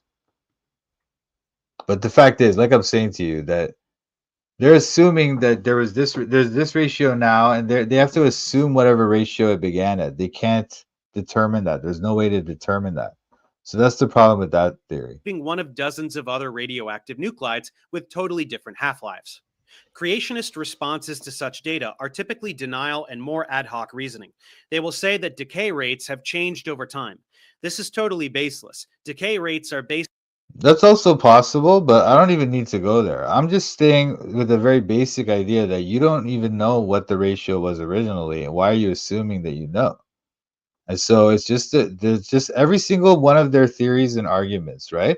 Some kind of hidden assumption like that that they don't tell you about that they don't know. on the inherent stability of nuclides, which have nothing whatsoever to do with any kind of external environmental conditions. Nuclides decay at precisely the same rate in a vacuum as they do under any set of external stimuli. They will also object to assumptions regarding none of the daughter nuclide being present in a rock at the time of formation, but many decay chains make this assumption for obvious reasons. Take potassium-argon dating. Potassium-40 decays into argon-40, and argon is a noble gas. Noble gases are also known as inert gases because they are monoatomic.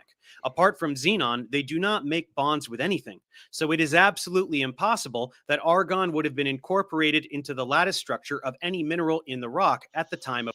It's impossible. It's literally impossible that there could have been any argon there, guys. It's impossible. So therefore, if you think that there's argon there, you're just an unscientific idiot because of their assumption once again. they're assuming that the only way the argon could have gotten there is because of some kind of like reaction that led to it just becoming part of the material. But there could be other reasons or whatever. We don't know. We don't know anything about it. Of formation. It must have been produced by the decay of potassium after the rock formed, Hey, where buddy. it was then trapped. Some pretend that carbon dating is the only form of radiometric dating, and since such dating methods are only reliable up to around 10 half-lives, carbon dating should only be used for objects under 50,000 years old or so, given that carbon-14 has a half-life of around 5,730 years. And that's This is another correct. thing. You don't even believe. If you look into the like how they date these things with carbon-14 and stuff, it's absolutely insane. They look at the thing.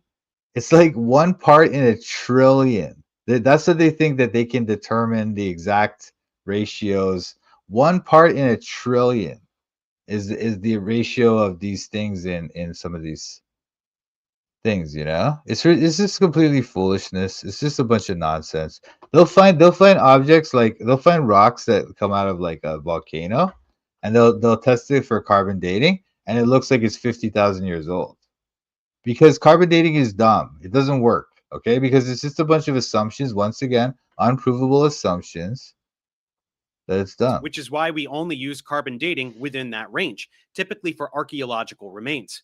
They are oblivious to the fact that, once again, many different radioactive nuclides can be used, with wildly different half-lives, including uranium, which is one of the main ones used for the age of the Earth or other very old things. So when they ask how carbon dating can be used to determine the age of the Earth, you can simply say that it absolutely isn't, and why would they think that it was? Some will ask how we can determine the half-life of nuclides when those half-lives are millions of years long.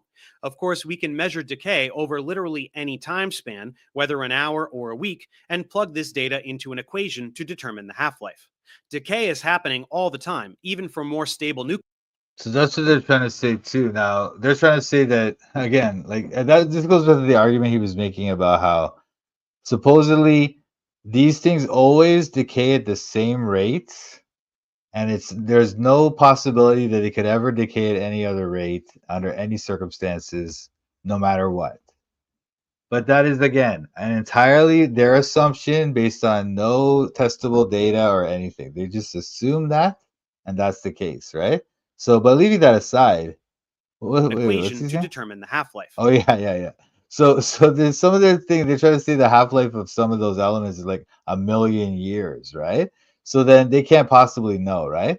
But then they think like, okay, over 1 week they saw some decay, so they can test out how much that was. Okay, 1 week we got this much decay, and then we can kind of like extrapolate that into millions of years. But this is also dumb and ridiculous, and also just completely foolish.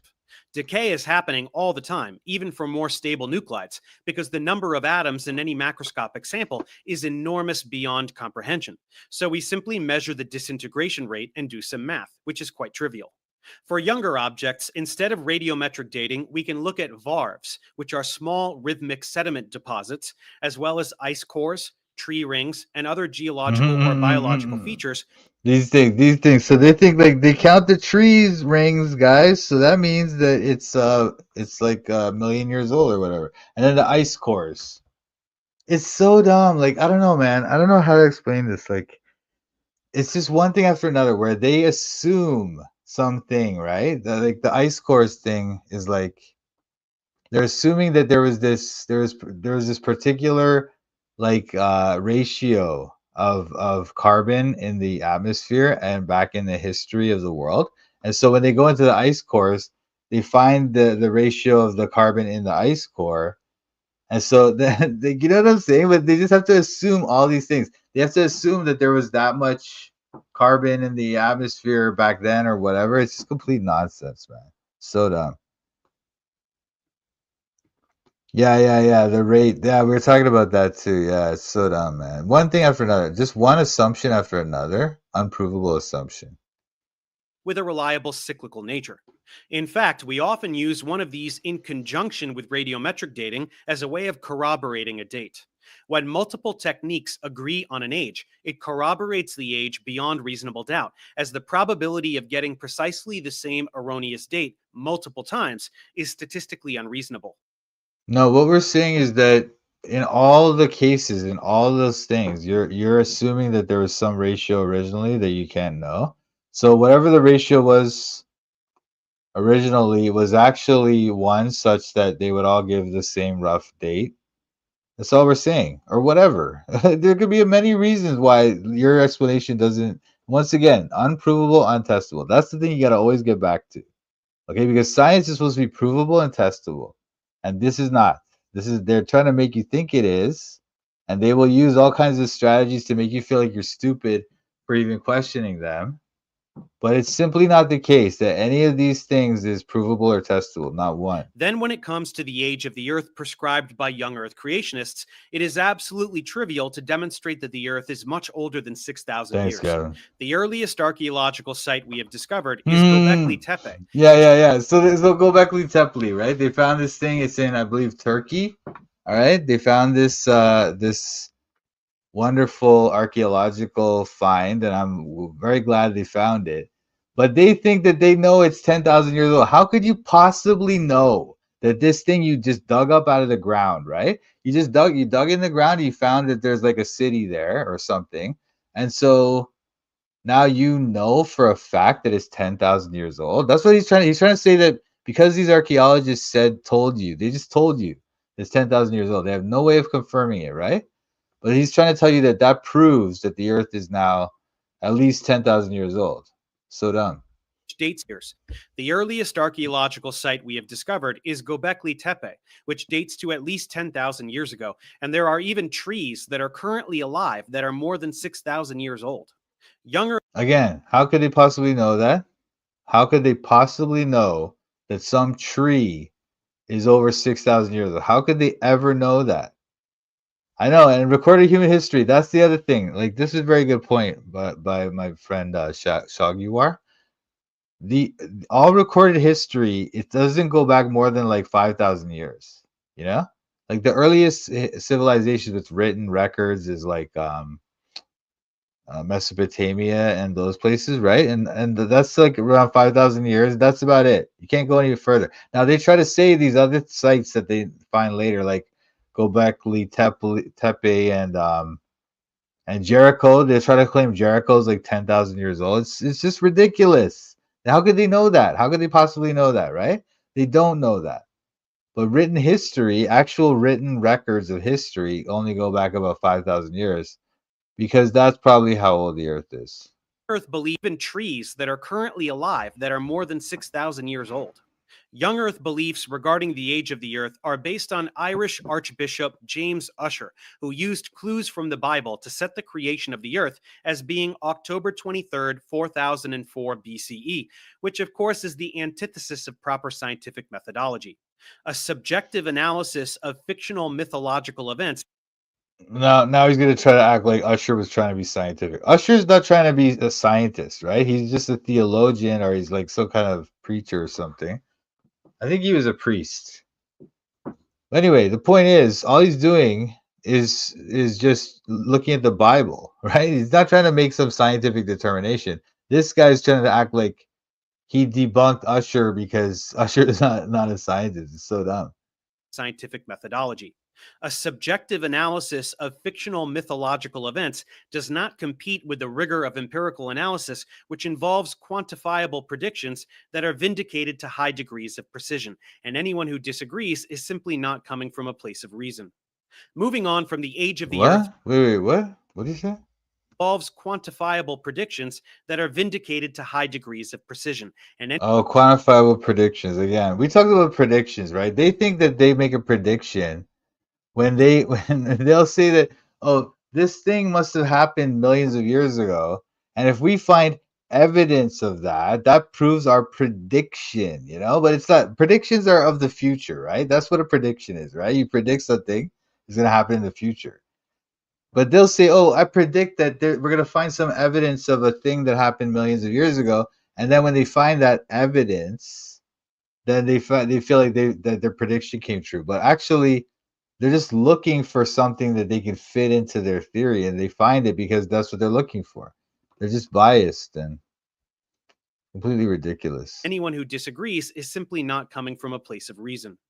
Moving on from the age of the Earth to the age of geological features, we get to stratigraphy and the geologic column. This is something that creationists fixate Nice, on bro. relentlessly because it so immaculately and single-handedly demolishes all of their claims. The bulk because Wait. moving on precision, Let's look at this. and any Let's look at this. This is another one of their stupid things that they go. Yeah, the recorded history thing and their whole ideology. Yeah. Exactly, bro. Exactly. But anyway, and now we're gonna get into the the fossil record. This is so dumb too. Anyway. anyone who disagrees is simply not coming from a place of reason. Moving on from the age of the Earth to the age of geological features, we get to stratigraphy and the geologic column. This is something that creationists fixate on relentlessly because it so immaculately and single-handedly demolishes all of their claims. The bulk of what needs to be said on this topic has to do with the fossil record, so we will return to this in part 3, where we look at paleontology, but a bit can be said from the standpoint of geology as well. To begin, our understanding of geological processes grew quite a bit in the 19th century. We began to understand the processes of sedimentation, the rock cycle, essentially how all of these geological structures form, and that it takes millions. They think that because they kind of like can observe they can kind of observe some of these things happening. Some of them. Like you can observe that magma cools into igneous rock and that it seems like that kind of weathers into sedimentary rock and other things like that. This is all theoretical though. None of this is provable. Well, this part is provable. This part. Magma to igneous. And some of the other stuff is provable, but he's acting like it's all proven and they just figured it all out. They Cycle, don't. essentially how all of these geological structures form, and that it takes millions of years. This was a huge turning point in large numbers of people rejecting biblical creationism, since creationists would have us all believe that structures like the Grand Canyon formed very rapidly after an enormous global flood. First, the existence of beaches proves that this is not possible. If sediments could be packed to form rock layers in such brief time spans, sediments would be scarce. They'd just all be rock. Second, the rate of sediment Wait, deposit. what? Sediments would be scarce. They'd just all be rock. Second, the rate of sediment deposit to He's saying that if the flood could have just deposited sediments to make this Grand Canyon happen, then that would mean that all the beaches would be rocks, which is also dumb. Like, I don't know, there's like 10 levels of dumb to that argument that he just made. But anyway, look, whether you believe creationist theories about how the Grand Canyon came to be, or whether you don't, it doesn't matter. Okay. The fact is, we don't know how the Grand Canyon came to be. And the fact that these guys try to claim that they do is just foolish. Okay. They don't know. They're just telling you a bunch of stories and acting like it's all scientific. It's not. form these structures would be ridiculous, something like a meter per day. Again, this is not something that is physically possible, and the proof is that localized flooding does not produce any such structures.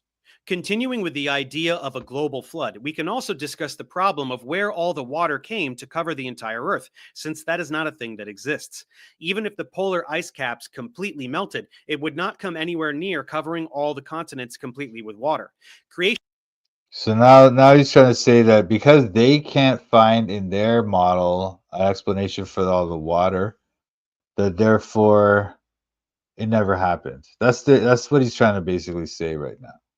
Now, there could be many things, right? Obviously, the Bible says that there was the windows of heaven opened up, and also there was something called the fountains of the deep, which I'm not sure exactly what that is, but it seems like it's kind of like springs or something in the water underneath, or underneath the water, or underneath the earth. That water was coming out of it. So those are both fine theories. There's no problem with either of those theories, and there's nothing wrong with anything we're saying about flooding. Melted, it would not come anywhere near covering all the continents completely with water. Creationists will talk about a firmament and waters from above. I was so sad when the flat earth just started dying out. I'm so grateful creationists have taken up the mantle. Well, you could come and try to disprove what I'm saying here, bro. Because I'm not just saying God did it. I'm just saying that their theory is not provable or testable. All right. So we have models. They have a model and we have a model. Okay. Neither of those models is testable. All right. And I'm just saying that my model is more, it's more of a better model because it's got more explanatory power. It's got less unprovable assumptions, so it's more parsimonious, and also it's got less internal logical contradictions. That's my argument, okay? And you probably can't even add that up in your head, but my argument is not God did it, okay?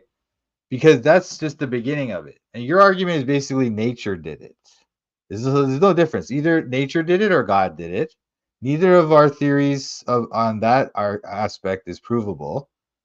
So we test it, we compare the two models based on those aspects. What is my education background? What does that have to do with it? Can you explain what's wrong with my argument? Can you do that? No, you can't. The heat problem? No, I don't think we got there yet. There's easily enough water on the planet today to cover the land if the land is rearranged. Interesting. which is totally baseless for reasons that are obvious to everyone except flat earthers.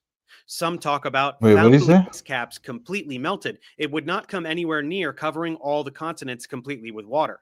Creationists will talk about a firmament and waters from above, which is totally baseless for reasons that are obvious to everyone except flat earthers. Oh, well, what are they? Well, what are the reasons then? If they're so obvious, can you just tell them so that we could know? But what he's really saying is that anybody who believes this is stupid and should be ignored. And that's not scientific. That's just him teaching his religion. Okay? Some talk about fountains of the deep, claiming they came from Earth's interior. Oh which yeah, is too I was hot talking about that. I was talking about that. Oh, but for liquid now he's trying to say water to now he's exist. trying to say, oh Related well, claim fountains of the deep couldn't be true because we know that the Earth is, it looks like this. It looks like it's they got came like from Earth's interior, which is too hot for liquid it's sewed up. So now he's trying to say that this disproves the argument I said before about fountains of the deep, right?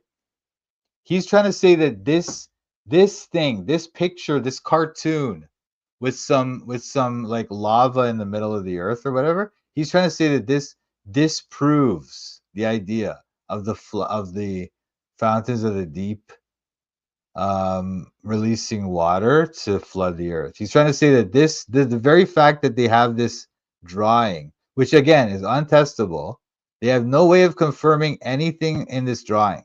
Not one thing, not even the shape of the earth or anything, but anything in this thing. There's no way they can't even prove the crust. The crust, the crust is like so deep, no one has even gone even a fraction of into the crust to even prove that there is a crust. Okay, but then they say there's a core, there's the outer core, inner core, mantle. None of that has ever been observed in any way. He's trying to say that somehow this stupid theory, which has never been observed, disproves the idea of fountains of the deep. You see how their thinking is? I hope you. I mean, all the people who watch my channel already about get it, I fountains guess. of the But deep, this is claiming they came from Earth's interior, which is hey, too hey, hot for hey, liquid hey, hey, water to wait, wait, wait, exist. wait, wait, wait, Related wait, wait, wait. Listen, Kevin Jensen. If you want to talk like that, just don't, okay? You're gonna be banned if you say any more comments like that, okay? What did this guy say? I don't know enough about your model yet. I just joined. Is your model the grand? No, I don't like. I'm not even talking about that. I'm just saying that there's a creationist model. Oh, I'm looking at this comment, by the way. So he says, I don't know enough about your model yet. I just joined. Is your model that the Grand Canyon was formed by sediment from the flood? I'm not talking about that. Forget about that. I'm talking about the fact that there's data about we can observe things in the universe and there's data, right? And so creationists can explain that data in their model, the creationist model, and then evolutionists can explain it from their model or whatever, this guy, right? But neither of those models is actually testable. We can't perform an experiment to test either model. That's my point. So we can't We can't use, it's not scientific to say your model is better than my model. It's just a claim.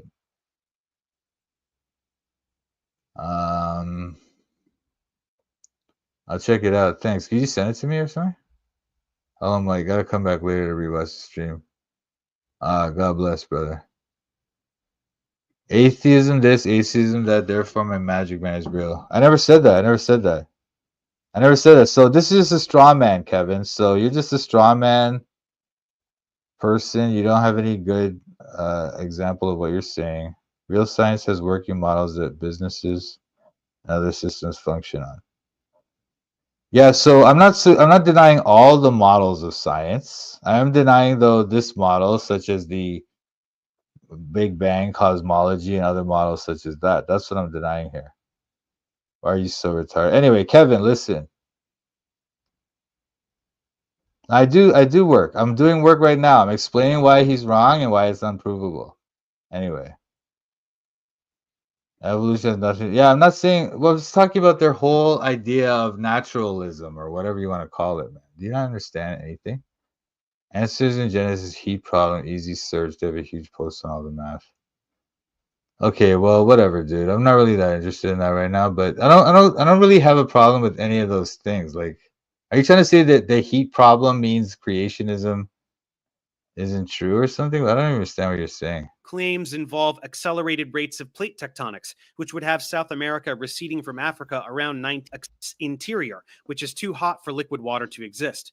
Related claims involve accelerated rates of plate tectonics, which would have South But America anyway, before I get distracted by all the comments, look, I just want to point out how claiming they dumb came this from is. Earth's interior, which is I just want you guys to realize how dumb this is. So every argument he makes that supposedly debunks our argument, right, is based on his assumptions, untestable, unprovable assumptions that he has about the Earth and stuff that are just impossible. So right here, he's trying to say that this is true, and that therefore fountains of the deep could not explain the water in the floods, right? But this is not in any way scientific or testable or provable in any way. It's just like a complete made up thing. Okay. So it's anyway, too hot for liquid water to exist. Related claims involve accelerated rates of plate tectonics, which would have South America receding from Africa around 19 miles per day, and which would produce temperatures upwards of 2,700 degrees Celsius and rocks so hot that they wouldn't have cooled to ambient temperatures by now. so that's so I guess so. I don't know. I guess somebody tried to explain it that way. I don't know what he's talking about, but plate tectonics is another unprovable theory, untestable, unprovable. But let's just say, even if it's true, let's just say all these things were together at one point. Maybe the flood caused them to break apart. The part of the flood was some kind of geological disaster that led to all these things being split up. Maybe that's what happened. So dumb. Degrees Celsius and rocks so hot that they wouldn't have cooled to ambient temperatures by now. Beyond all of these impossibilities, there is no geological evidence whatsoever for a global flood at any point in Earth's history. This is an enormous problem. No evidence whatsoever. So once again, like they just assume all this data. Once again, it's data, right? It's just data. And they assume that the data is evidence of their theory. And if it's evidence of their theory, then it can't be evidence of our theory. But it's just data. So we can explain it in our theory as well. There's many theories to explain why these things the data we see could have been explained by our theory.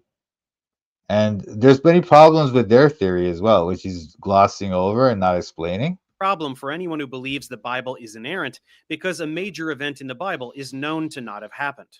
Some creationists will therefore make no attempt to substantiate the global flood, but rather poke holes in what we know about stratigraphy. They will point to volcanic features that form very rapidly. What is a theory? A theory is an attempt to explain what you see, what you observe, right? We observe things, and then we attempt to explain those things with a theory. And then if the theory is strong, then it should be able to withstand tests, right? But then it's a little bit different than a model, which is what this is. Most of what he's describing here is a model.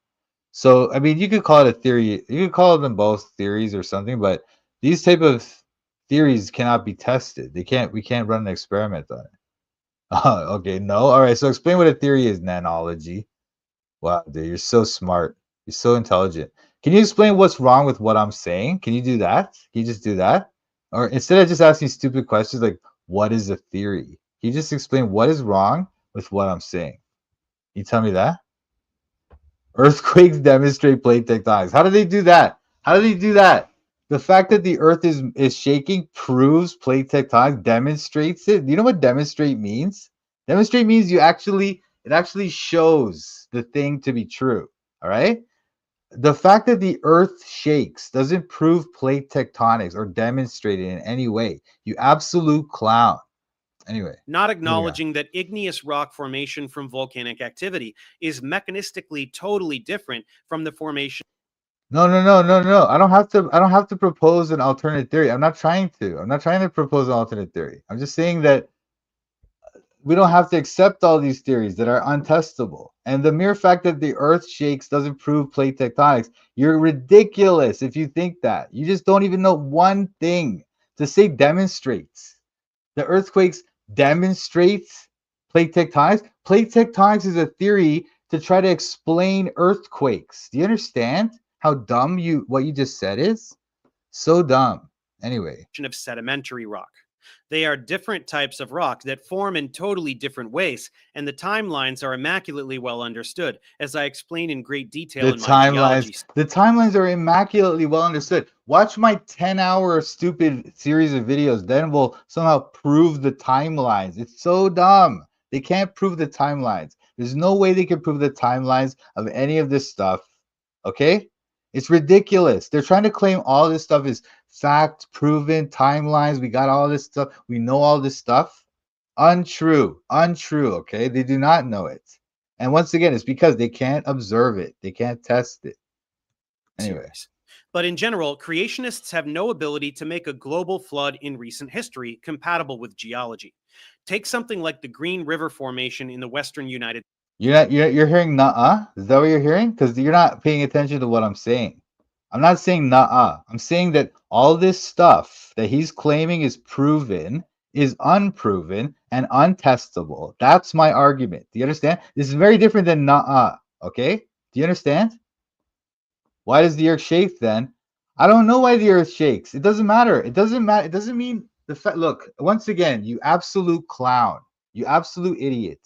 The earth shakes, okay? There's an earthquake. And so the theory of how they explain that, the theory of it is tectonic plates, okay? So the fact that the earth shakes doesn't prove the theory that they propose to explain that, okay? You have this phenomenon, earthquakes. Yeah, right. You didn't insult me? You didn't insult me yet? You didn't insult me at all yet today? Whatever. What a joke, dude. Anyway, so ridiculous. All right, I'll stop insulting you. I don't need to offer an alternative theory. I just explaining to them why their theory is not the proven thing that they claim it is. And you actually tried to say, right? Ninja skeptic.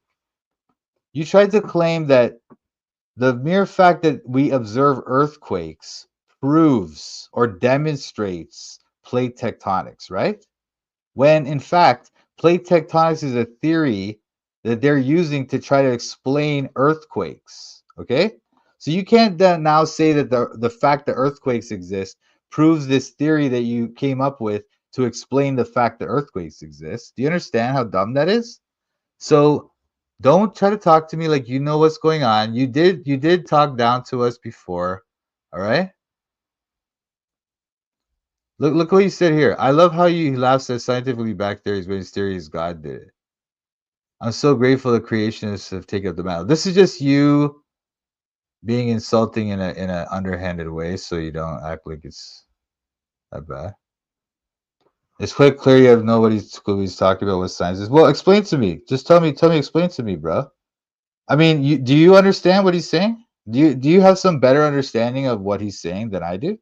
Because I think I've quite clearly shown that none of this stuff that he's claiming is testable, and he's just yapping at you.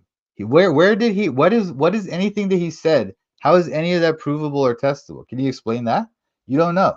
You just believe everything he says, And then what I say is just, oh, I'm just a anti-science weirdo who doesn't understand. So dumb. Anyway. States, which records the sedimentation in a group of lakes. This sedimentation takes the form of about 20 million varves, which again are thin layers of sedimentation, in this case alternating in layers of fine light and then finer dark sediment, which respectively represent sedimentation during the summer when there was stream runoff and the winter when there was not, something we can see in modern freshwater lakes. This therefore took 20 million years to produce. Proponents of the global So based on their assumption, once again, an untestable, unprovable assumption, their assumption is that when they find fine light sediment, or what they're calling fine light sediment, that's, we don't even know that this came as a result of sedimentation. That's another part of their theory, right? But let's just make it clear here. They're saying that every time there's fine light sediment, that's summertime. Every time it's fine darker sediment, that's winter. So they can count the lines of the sediments and get how many years. And so that makes 20 million years. That's what they're trying to get you to believe. Now, do you think that that's scientific, Mr. Ninja Skeptic? Do you think that that's what it is? No, that's not what I'm not just disagreeing with it. Again, I'm not, and I have pointed out why it's wrong. I've pointed it out that he's making this claim that this is the truth, right? But he cannot prove it and he cannot test the theory in any way. He's just assuming that that's what happened here, that this is just. Yeah, okay, buddy. Anyway, I can't believe it. These guys, I don't know why these guys even come in here. So dumb. This therefore took 20 million years to produce. Proponents of the global flood would have you believe that this was laid down in a time span of a few hundred days through some kind of alternating turbidity currents. This many layers over this many days, doing some simple math, would amount to at least 1 layer per second. This is a physical impossibility on any scale, let alone the tens of thousands of square miles the layers span. This So these layers go on for tens of thousands of miles. And they think that, I don't know, I guess the theory is that it must have been either in the flood or or something else. It's like there can't be any other way that these layers got here. And he's trying to say that it couldn't be from the flood because that would be 1 layer per second and that's impossible or something. Okay, I guess he's trying to claim that that's impossible, which, how would you know that? And also, why do we have to assume that it's only either the flood or something else that caused these layers to be there? Couldn't it be something else that caused them to be there? Anyway. feature requires geologic time to produce. There is no other explanation. There are countless other geological features like salt deposits, sand dunes, fossilized mud cracks, raindrop prints, chalk layers like the White Cliffs of Dover, Zoroaster See, granite, so and many now more. now he's trying to say all these things, which are just, once again, this is just phenomena. Okay, so there's things we observe, the phenomena, and then there's the explanations or the theories of why those things came to be or why we're observing these things.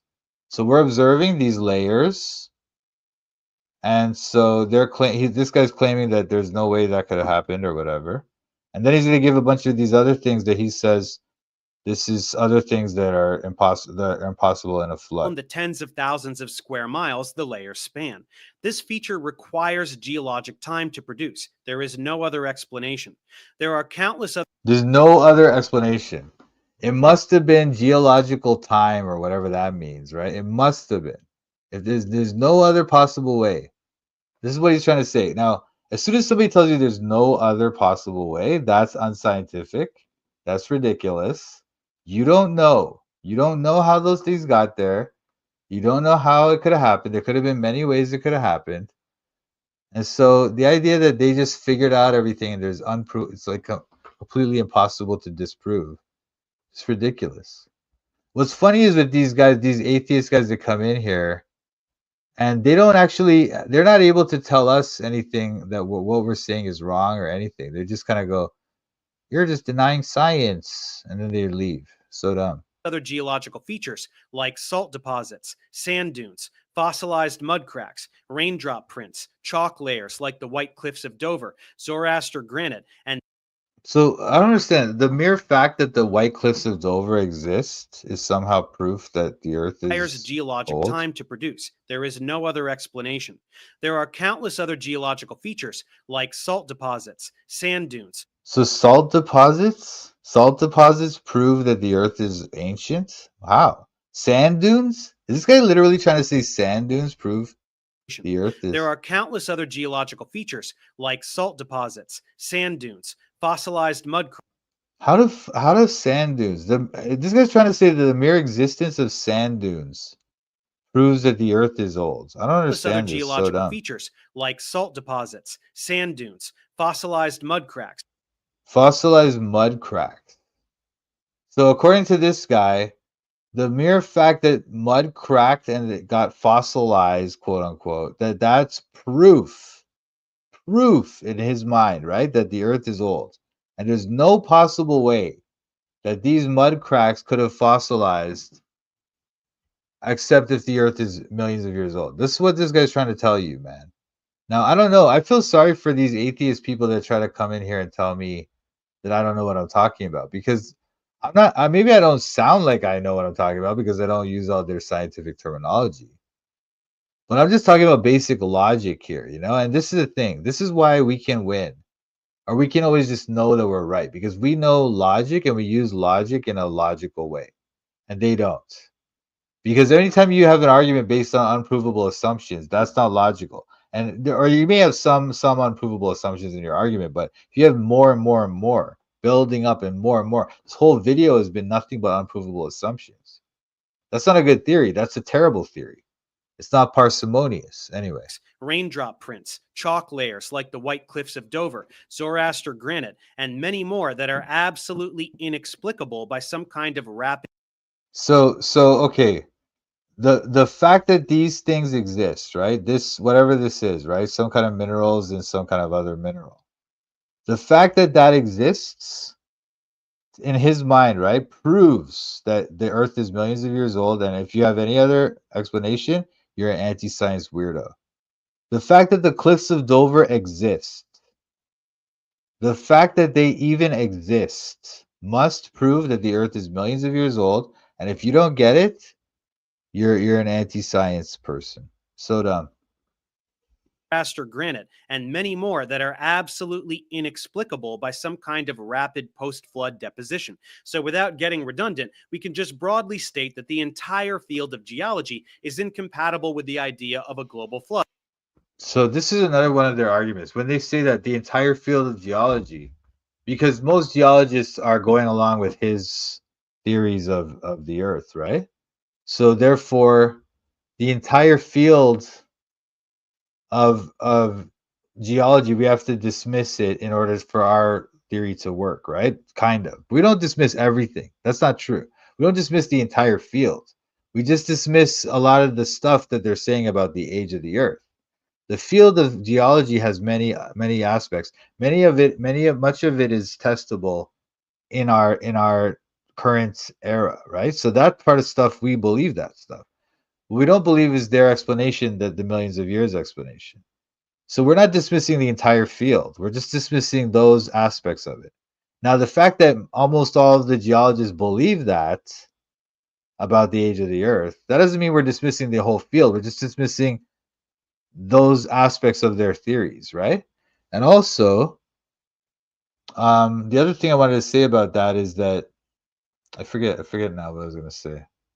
There's the fact that they try to claim all this stuff, and then so there's testable parts of geology and there's untestable parts. We believe the testable parts. We're just questioning the untestable parts. Okay. And also the other thing is that the other thing I was going to say is that science does tend to go in that way where there's a theory that almost all the scientists believe, but then all of a sudden there'll be what they call a paradigm shift. And at that point, it'll switch over and the scientists will kind of move into a new way of looking at things. And so the fact that almost all the scientists happen to believe this stuff about the age of the Earth, that doesn't prove it's true. It could be that they're all wrong and they have a wrong paradigm. And then their paradigm might shift, or it probably won't because they're all kind of anti-God, but it's just foolishness. Blood having produced all the features we see. That's why there are precisely 0 working geologists who are young Earth creationists. It's like being an astronomer who is a flat earther, which also does not exist. At any rate, we will return to stratigraphy in part 3 when discussing the fossil record. For now, let's finish part 1 with other aspects of geology and planetary science. Creationists sometimes bring up Earth's magnetic field as evidence for a young Earth. They will say that because this field is decaying at a measurable rate, around 5% per century, it can't be more than a few thousand years old. This is profoundly short-sighted, as any geologist can tell you that the strength of the field has oscillated over geologic time, and the poles sometimes even completely swap. The geologists can just tell you. They just know. The geologists somehow know that this thing has been oscillating for 76 million years.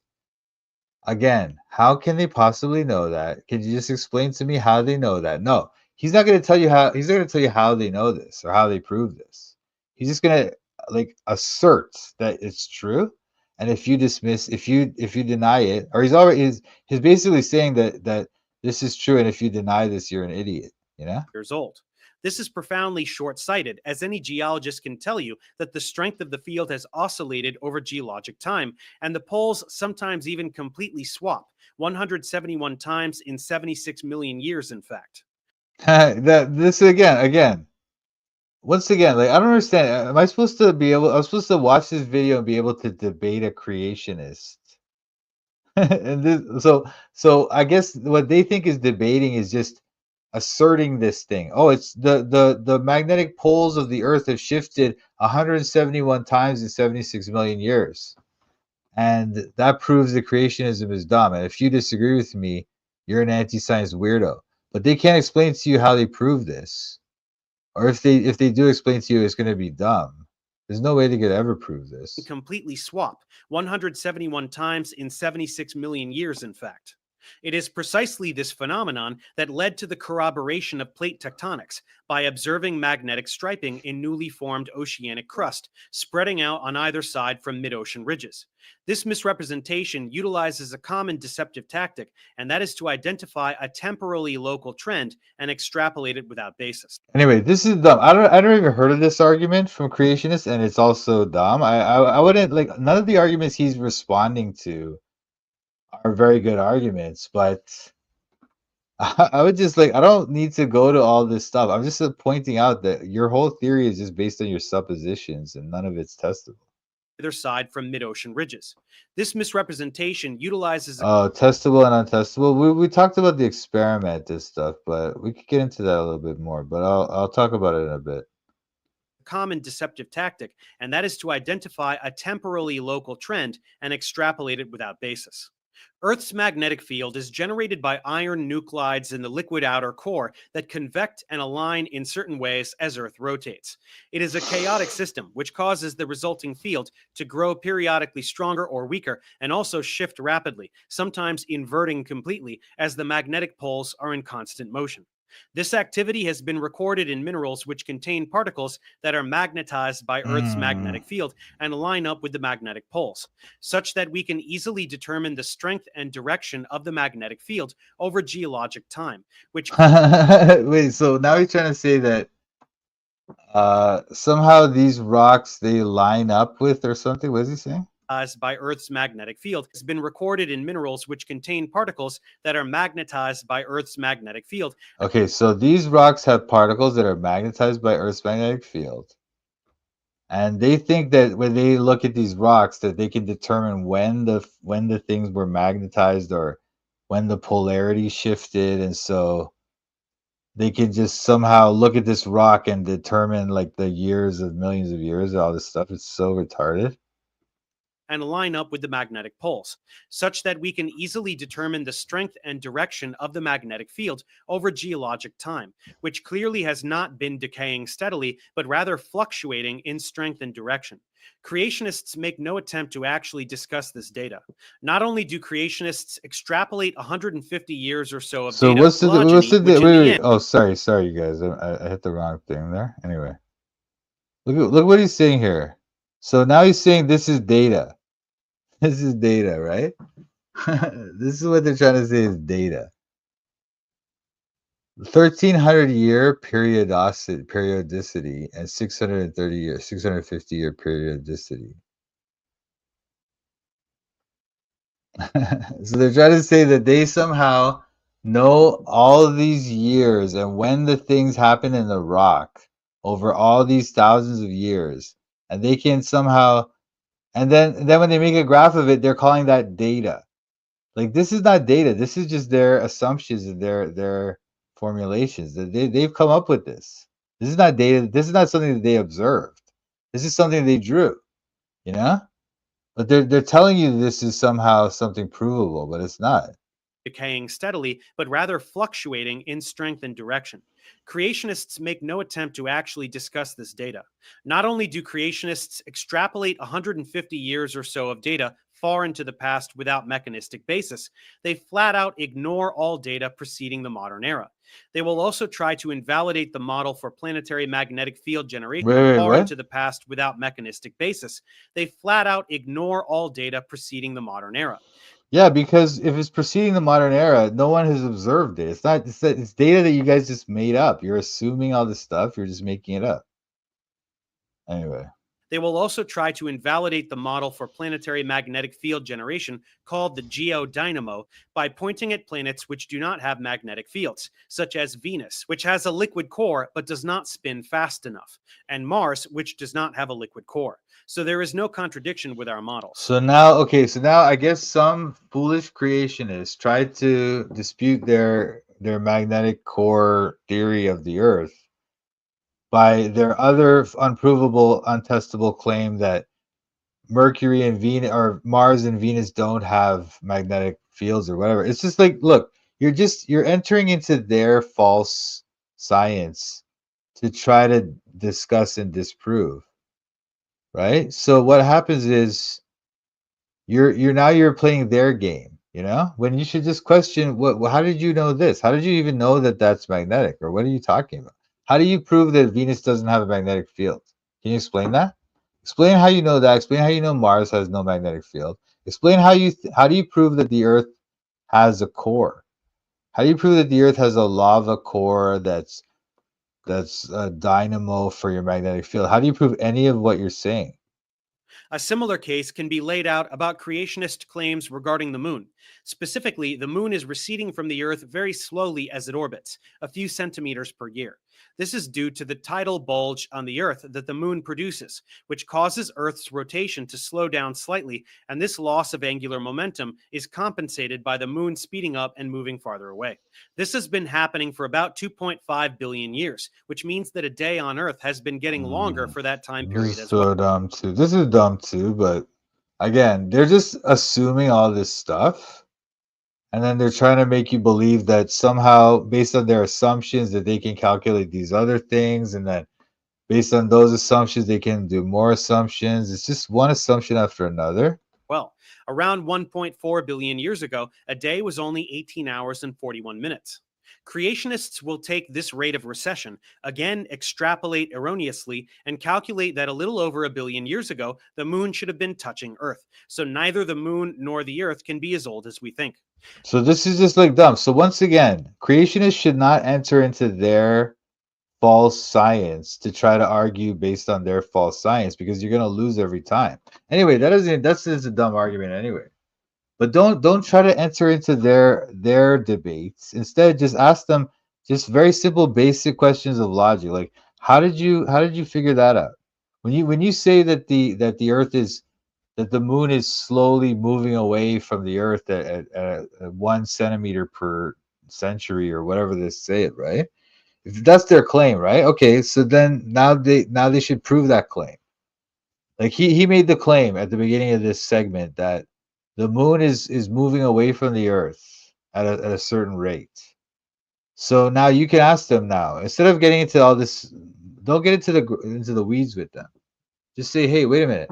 How did you prove that the moon is moving away from the Earth? Okay, can you explain that? All right, so they'll give you some weird explanation that doesn't. And once again, it may be kind of complicated, so that's the hard part. But they're going to give you an explanation. And when you examine their explanation, I guarantee you there's going to be this unproven, untestable assumption at the core of it where they just assume something without being able to prove it. And so that's the basis of this claim that the Earth is moving away. And so that's the unscientific part of it. And that's where you want to corner them and get them to admit that they've never been able to prove what they're saying. However, this is a gravitational phenomenon, and the gravitational force between two objects depends on their masses and the distance between them. That means the rate of recession can't be constant as the gravitational influence changes as the Well, moon recedes. Shogyawar, why do you think why do you believe in satellites? You know? That's you have to ask yourself, you know? Are there satellites, man? You know? And even if there are satellites, like I mean, I'm a flat earther, by the way, Shagiwar. I don't know if you're aware of this, but I don't even think that there are satellites or that there's outer space. I think that there are objects in the sky moving around, which they refer to as satellites. I don't think there's as many of them as they claim, and I don't think that they're not orbiting the Earth or anything. But anyway, moving on. This is confirmed with The internet wouldn't work without satellites. Why not? Most of the internet, it goes over underwater cables, eh? Like more than 90% of the information that goes to the internet is underwater. Oh yeah, look, see? So the idea that the internet couldn't work without satellites is simply not true. And other technology that they claim are must be because of satellites, like what do they call it? GPS and those things. That's not true. Okay, it's not true that the only way they could work is satellites. Well, what is 4G? Why does 4G depend on satellites? Can you explain that? Explain that to me. Or 5G or whatever. Any G. Explain why it depends on satellites. Tell me. paleontological evidence regarding periodicity of the tides, which can be used to determine that lunar retreat was about half the current rate around 650 million years ago, and around 2/3 of that 2.5 billion years ago. That the recession was slower when the moon was closer makes perfect sense, given the stronger attraction. So there is no contradiction with this data, nor our figures. So this whole thing is just based on they don't know that the Earth is moving away or that the moon is moving away or anything like that. If they get you to believe that stupid story, then they can get you to involve yourself in this ridiculous argument, debate, quote unquote, whatever you want to call this. But it's better to just say, wait a minute, how did you even know the moon is moving away? Can you explain that? Can you tell me how did you test that assumption when you come up with the theory that the moon is moving away from the Earth? How do you prove that? Figures for the age of the Earth and Moon. Beyond the erroneous extrapolations, it is important to note the Okay, so are you saying that there's no area on the whole Earth where GPS doesn't work, or I don't understand. Like, there's places in the world where GPS doesn't work, right? You get that, right? I thought it was fake. We did a live about it. I did a live about it, and we talked about it in some of the lives and stuff. But anyway, it's fake. It's fake. But we could look at that thing I sent you that thing, Nathan. Oh, let me show you this thing. I thought this was kind of cool. I mean, I'm not saying this is true either, but it's interesting to me. Let me show you guys this thing. I'm pretty much this segment of the Professor Dave thing is almost done. hypocrisy of creationists when they pretend that things like current rates of nuclear decay can't be presumed to be consistent over long time spans, but then proceed to make such assumptions regarding things like changes in magnetic field. Yeah, okay. So again, what is he saying? That he's saying that these things can be assumed to be consistent over long periods, but that these cannot. So why are you saying this? Like maybe they can, maybe they can't. I don't know. Maybe they are that consistent or whatever, but you can't prove it, so that's our point. Anyway, I wanted to show you guys this thing. Yes, where there is no satellite signals on those areas. Yeah, but if there's satellites, then why is there areas with no satellite signals? I thought you were saying, because when you say this, you're saying that there are areas of the Earth where radio signals don't reach. So you need to send the signal up to the satellite, right? So that means that with the satellites, then there's no area on Earth where the radio signals can't reach, right? But then here you go that there's areas on the Earth where satellite signals can't reach. So what's the point of the satellites? Why are the satellites making our lives better? What is the point of satellites? The whole argument from this whole argument is just baseless again, Chagiwar. I get it, you're probably like a young guy, you don't get this, but anyway. So this is the first segment of Professor Dave's stupid video, and this is done pretty much. So field strength, and rate of lunar recession when it suits them. Cherry picking has no place in science. At any yeah, but okay, so there's many thousands of satellites according to them, right? There's many thousands. Are you trying to say that they can't cover all places on Earth with all their satellites? What's the point of having all these satellites? And then the thing is, the thing that's illogical here is that you were saying to me before that the very fact that there are places on Earth where radio signals don't reach, so therefore we need satellites, right? So therefore, because you need satellites to reach all those places, so we must have satellites because I guess what you're saying is that we must have satellites because all these places are being reached. But then you also admit that there are places that are not being reached. So I don't understand. Because on one hand, you're saying that the fact that there are places which can't be reached proves there are satellites. And then on the other hand, you're saying even with the satellites, there are still places that can't be reached. So how did any of this logically prove your argument? I don't understand.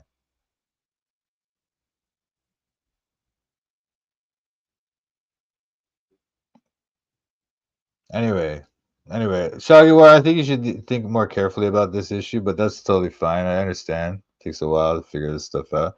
Flat Earth is probably the best theory, the best model. No, dude, see, do you understand? Look, this is what I'm trying to explain to you, bro. This is what I'm saying to you. You tried to claim to me, right, that there must be satellites because there are places in the earth that can't be reached by radio waves. There must be satellites because there are places that can't be reached by radio waves, right? So you must have satellites. But then the other thing, you're saying that there are places in the earth that can't be reached. So how does that prove satellites? You understand? It doesn't prove satellites. The mere fact that there are places that can't be reached by radio. Anyway, dude, I guess for your argument to work, you'd have to identify specific places which cannot be reached by any means by radio waves except by satellite. And you have to demonstrate that those places are being reached by radio waves. And so that would prove that they're satellites. But you haven't done that here. So you're not proving it with this argument. Anyway, so this is part one of Dave's stupid video is done now. That took us a lot longer than I thought, but that was really bad, man. Anyway. Okay, man. Okay, dude. Look, how come you know what? The first radio wave was sent over the whole ocean, right? The whole ocean. From like Newfoundland to England or something, or France or something, right? How did that go? Oh, it's because they bounced it off the ionosphere. It's just a bunch of nonsense, bro. Okay? But you just believe whatever they tell you. Oh, well, there's places where there's no radio signal, so it must have been satellites. Anyway, I want to show you guys this thing. Check out this thing. Oh wait, sorry, I hit the wrong thing. I showed this to Nathan. But check out this thing. This guy made a model of the Earth based on this is all just based on like what we can observe in the sky. It's not based on like anything from theoretical science, right? But based on this thing, you can see like the whole where everything's gonna be exactly in the sky, wherever you are, you know? And based on this guy this methodology, this guy actually showed that the flat earth experiment thing, the final experiment, is exactly what we would expect And what they observed in the sky is exactly what we would expect based on this model. You know? But anyway, so I wanted to show you guys this. So this thing is called, I'll put a link for it in the chat. You guys can check it out. But there was another video. There's a video. Actually, you know what? Let me just check out. Hold on. I'm gonna go soon, but I wanted to show you guys one more thing. So check out this link I put in the chat, though, you guys. Well, let me just find this other video I was looking at the other day, because I wanted to show you the guy who made that model thing. He was looking at some stuff, and he saw that actually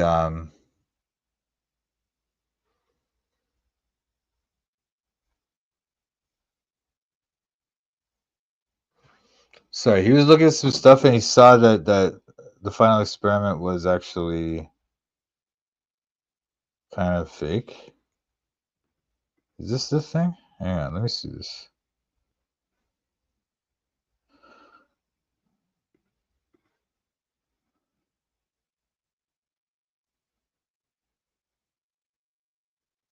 Oh, maybe it's this one. Okay, check out this, guys.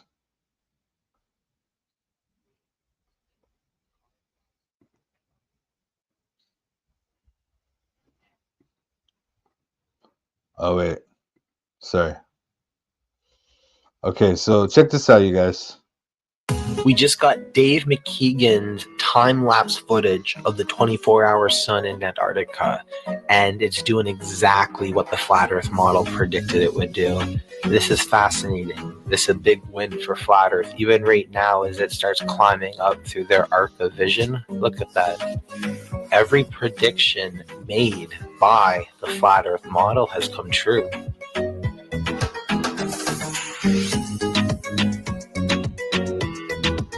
So you can look at this you can look at this video here. Oh, I'll just let it play.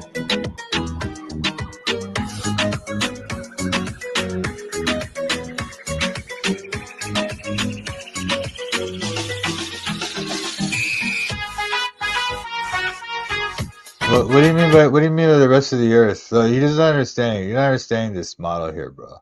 This is their field of vision. This little thing here, right?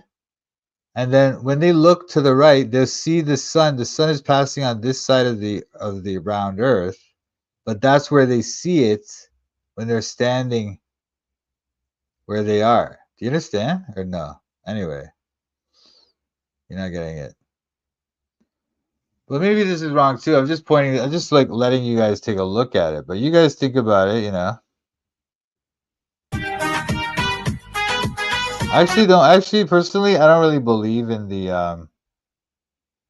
oh, can I show my mouse? Oh, so this is his field of vision. Can you see it? This is the field of vision where he's sitting. And then when they look, they can see the sun over here. But this to me that might not be right either, because how can they see the sun all the way over here when the sun's, you know? So maybe that doesn't work either. I don't know, but I just thought I'd run it by you guys. Oh, you can see it now? So I'm not saying to believe this. I'm not saying that. I'm just running these ideas by you guys. But I would say the reason why you should believe the Earth is flat is that they've never demonstrated that there's a curve. And they can't show that the Earth is moving. They've never shown that. Shagiwar, you're aware of that, right? They've never shown the Earth is moving. You're aware of this, right? You're aware that there's no experimental evidence that the Earth is moving, right? Are you aware of this or not? So this is the type of thing you should be aware of. Anyway, I did a stream 2 weeks ago or something like about flat Earth. Okay, so you can check that out if you want. And but yeah, so that's some stuff you can think about. I'm not really too sure about that model I just sent you, but it's worth thinking about.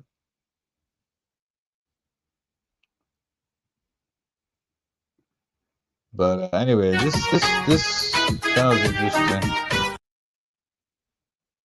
Anyway, sorry, I'm gonna Motion is relative to the observer. Yeah, so that's why, okay. So, all right, fair enough. So that's why you could understand that even if you were in outer space, even if outer space exists, which I don't believe, right? But let's say it's true that outer space exists and they go into outer space, right? Because motion is relative to the observer, they can't, just the mere fact that you're in space and you think you see the earth moving doesn't mean it actually moved, right? You get that or no? And also, my point though is that there's no experiment that has demonstrated the Earth is moving. Have you ever heard of the Michelson-Morley experiment, Shagiwar? Michelson. Let's look at that. Anyway, let's look at that.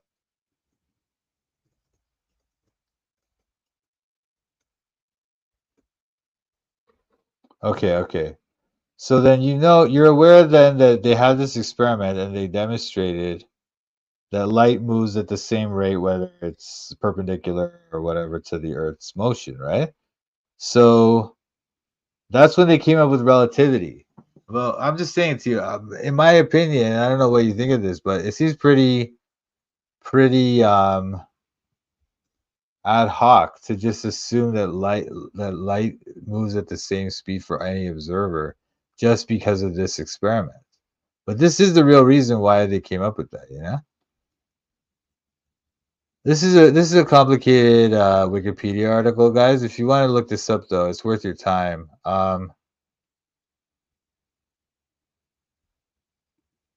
Yeah, they are useful fictions, but some of them are true, some of them are not. That's the thing. I mean, are there very close approximations of the truth, right? On some level, right? So we should use them. They're valuable. Anyway, so what they did was, let me see if I could get you a diagram here. No. I was trying to find a diagram of the experiment. Okay. So this is the apparatus. So what they're doing, they shine the light. One of these arms of this apparatus is in the same direction as the Earth's motion. Okay? The other arm is perpendicular to the Earth's motion. All right? So now when you shine the light, if the Earth is moving, if the Earth is rotating, then the light that's going in the same direction as the Earth's motion should be a little bit faster. It should reach the mirror before the light that's going perpendicular because that doesn't have any motion to kind of like move it a little bit faster along, right? So by measuring the difference in the speed of the light reaching these things, the interference, right? They measure that to see, okay, if it should be, if the Earth is moving, then this one should be faster. But what they found is there's no difference.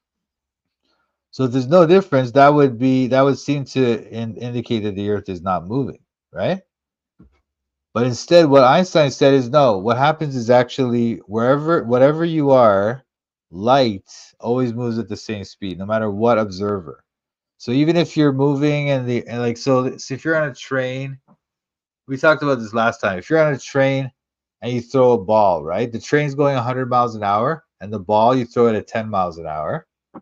So a person standing off of the train, they should see the ball moving at 110 miles an hour. But you on the train are only going to see the ball moving at 10 miles an hour because that's what you threw it at, right? Because the actual motion of the ball, the actual speed of the ball is relative to how fast you're moving and your position, okay? So, but what Einstein is saying is that no matter where you are, whether you're on the train or off the train, if I shine a light flashlight or something, and I could measure the speed of it, the speed of the light would be the same, whether I'm on the train or off the train, even though the train's moving at 100 miles an hour. So that's why they could explain this result of the Michelson-Morley experiment. But it's completely ad hoc, right? They're just asserting that time is relative, and there's no way to prove it or test it.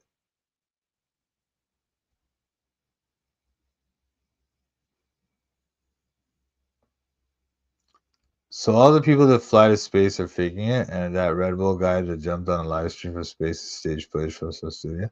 No, I think that guy was legit. That guy, he jumped from a very high height. If you look out the window of his window, then you'll see that there's no Red Bull jump from space. Let's see if we can see this one. Almost way twice the weight that I normally have, and it's very difficult to do a perfect exit. Do not over rotate.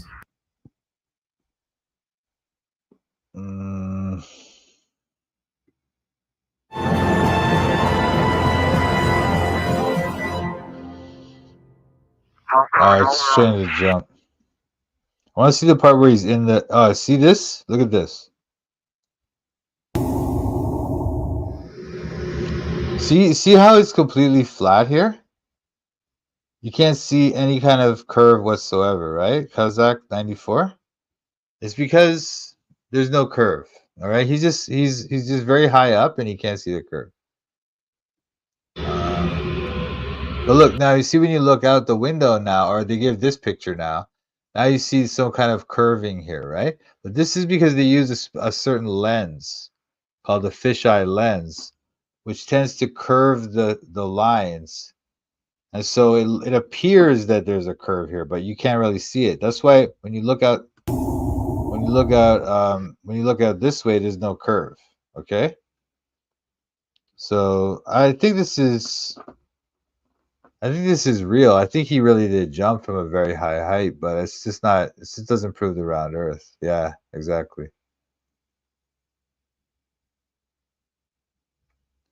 Yeah, the field of view is limited there, but it's not so limited. Like if you think about, look at the field of view here, and then look at the field of view when they have. Oh, sorry.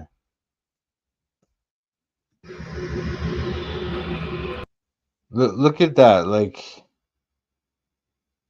I feel like you'd be able, even in that limited. Man, it's so hard to catch the space I'm trying to look at, but even in that limited space, that curve that was visible. That would have been visible here if you could see it. Yeah. You see, this is. I mean, maybe not, but I think it would be. I'm pretty sure, but I don't know. Oh, are you saying this is just the clouds, Shagiwar? Probably not. It doesn't look like clouds, but you might be right. But it looks like the Earth. I bet Professor Dave 10 million as his other peers, and it's been over a year and half in response. I debunk all Professor Dave had to say live. Yeah, these guys are complete idiots, man. But if Professor Dave was such a great guy, was so smart, or he's such a real debunker, he would have debunked taboo conspiracy and people like that who take the pictures that they, like these guys will take pictures. These guys will take pictures that are like so far away.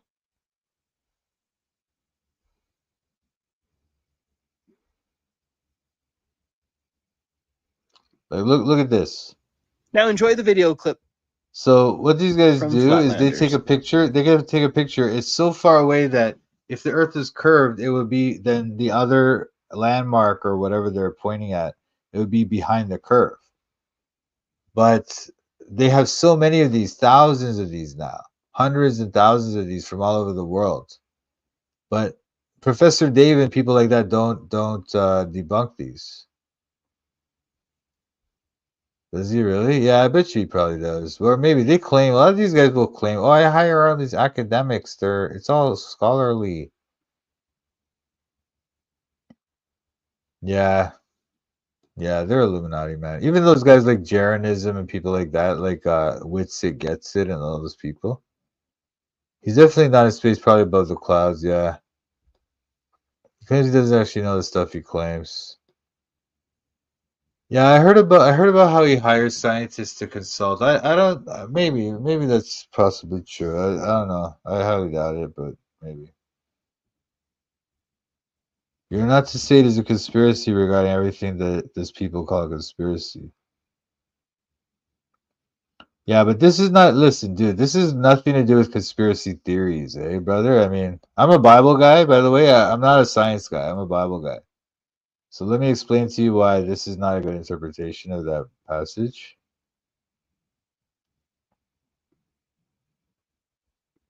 And then I'm gonna go because I'm getting tired.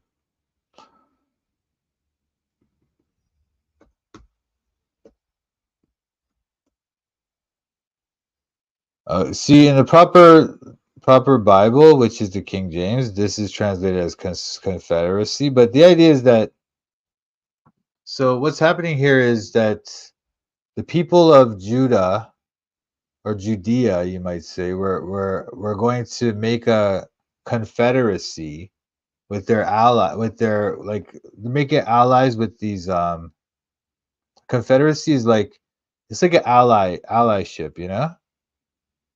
Like, Canada is a confederacy, actually. So the provinces of Canada are they formed a federation. So they form like a government. Oh, it's okay. No, well, in this case, it's like a basically an alliance, you know. So the people of Judea were trying to ally themselves with these other false, like, pagans and stuff, and God's saying, no, no, no, don't make a confederacy with them. Don't you don't need to make a confederacy with them. Just have faith in me, and I will save you. You know. Sanctify the Lord of hosts himself. Let him be your fear, and let him be your dread. So you see, so don't join with this. Don't join a confederacy with these pagans to try to defeat your enemies.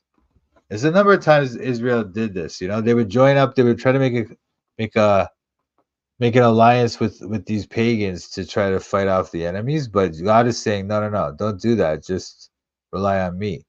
That's why he says this. Sanctify, so say not a confederacy to all them to whom this people shall say a confederacy. Neither fear ye their fear, nor be afraid.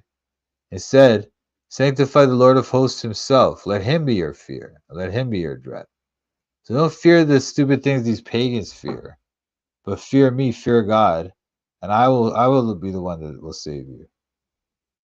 That's what this is about. But anyway, all right. So I'm gonna wrap it up, you guys. I hope that was helpful. Hope you guys got something out of that, and I enjoyed it. I enjoyed the conversation. It's very helpful to know that there are some people out there with a reasonable mind on these things, because it's kind of hard to find these people sometimes. But yeah, God bless you, and God bless you, Nathan. And God bless all you guys. Thanks so much for joining me, and thanks for watching Toronto Bible Study. Hallelujah. Oh wait. Okay, okay, okay, okay. I'm studying the Bible in Toronto. I'm studying the Bible in Toronto. I'm studying the Bible in Toronto. I'm studying the Bible in Toronto. Studying the Bible with Mike and Pat. These other YouTubers are just so trash. Hit the thumbs up if you wanna support. Go follow Mike as he follows the Lord. I'm studying the Bible in Toronto. I'm studying the Bible in Toronto. I'm studying the Bible in Toronto. I'm studying the Bible in Toronto. You better watch out, Mike's calling out the shields. If you're not free grace, you need to sit down and chill. We're not hyper grace, you know we keep it real. Eternally secure, you know that we're sealed. We don't back low, we're not workspace heretics. Mike's not in it for the money, trying to get a lick. They out here selling their souls for a couple clicks. Becoming Freemasons so they can't just get rich. I'm studying the Bible in Toronto. I'm studying the Bible in Toronto. I'm studying the Bible in Toronto. I'm studying the Bible in Toronto. Shout out to Mike and Pat. Check out his channel, Toronto Bible Study. Subscribe and like.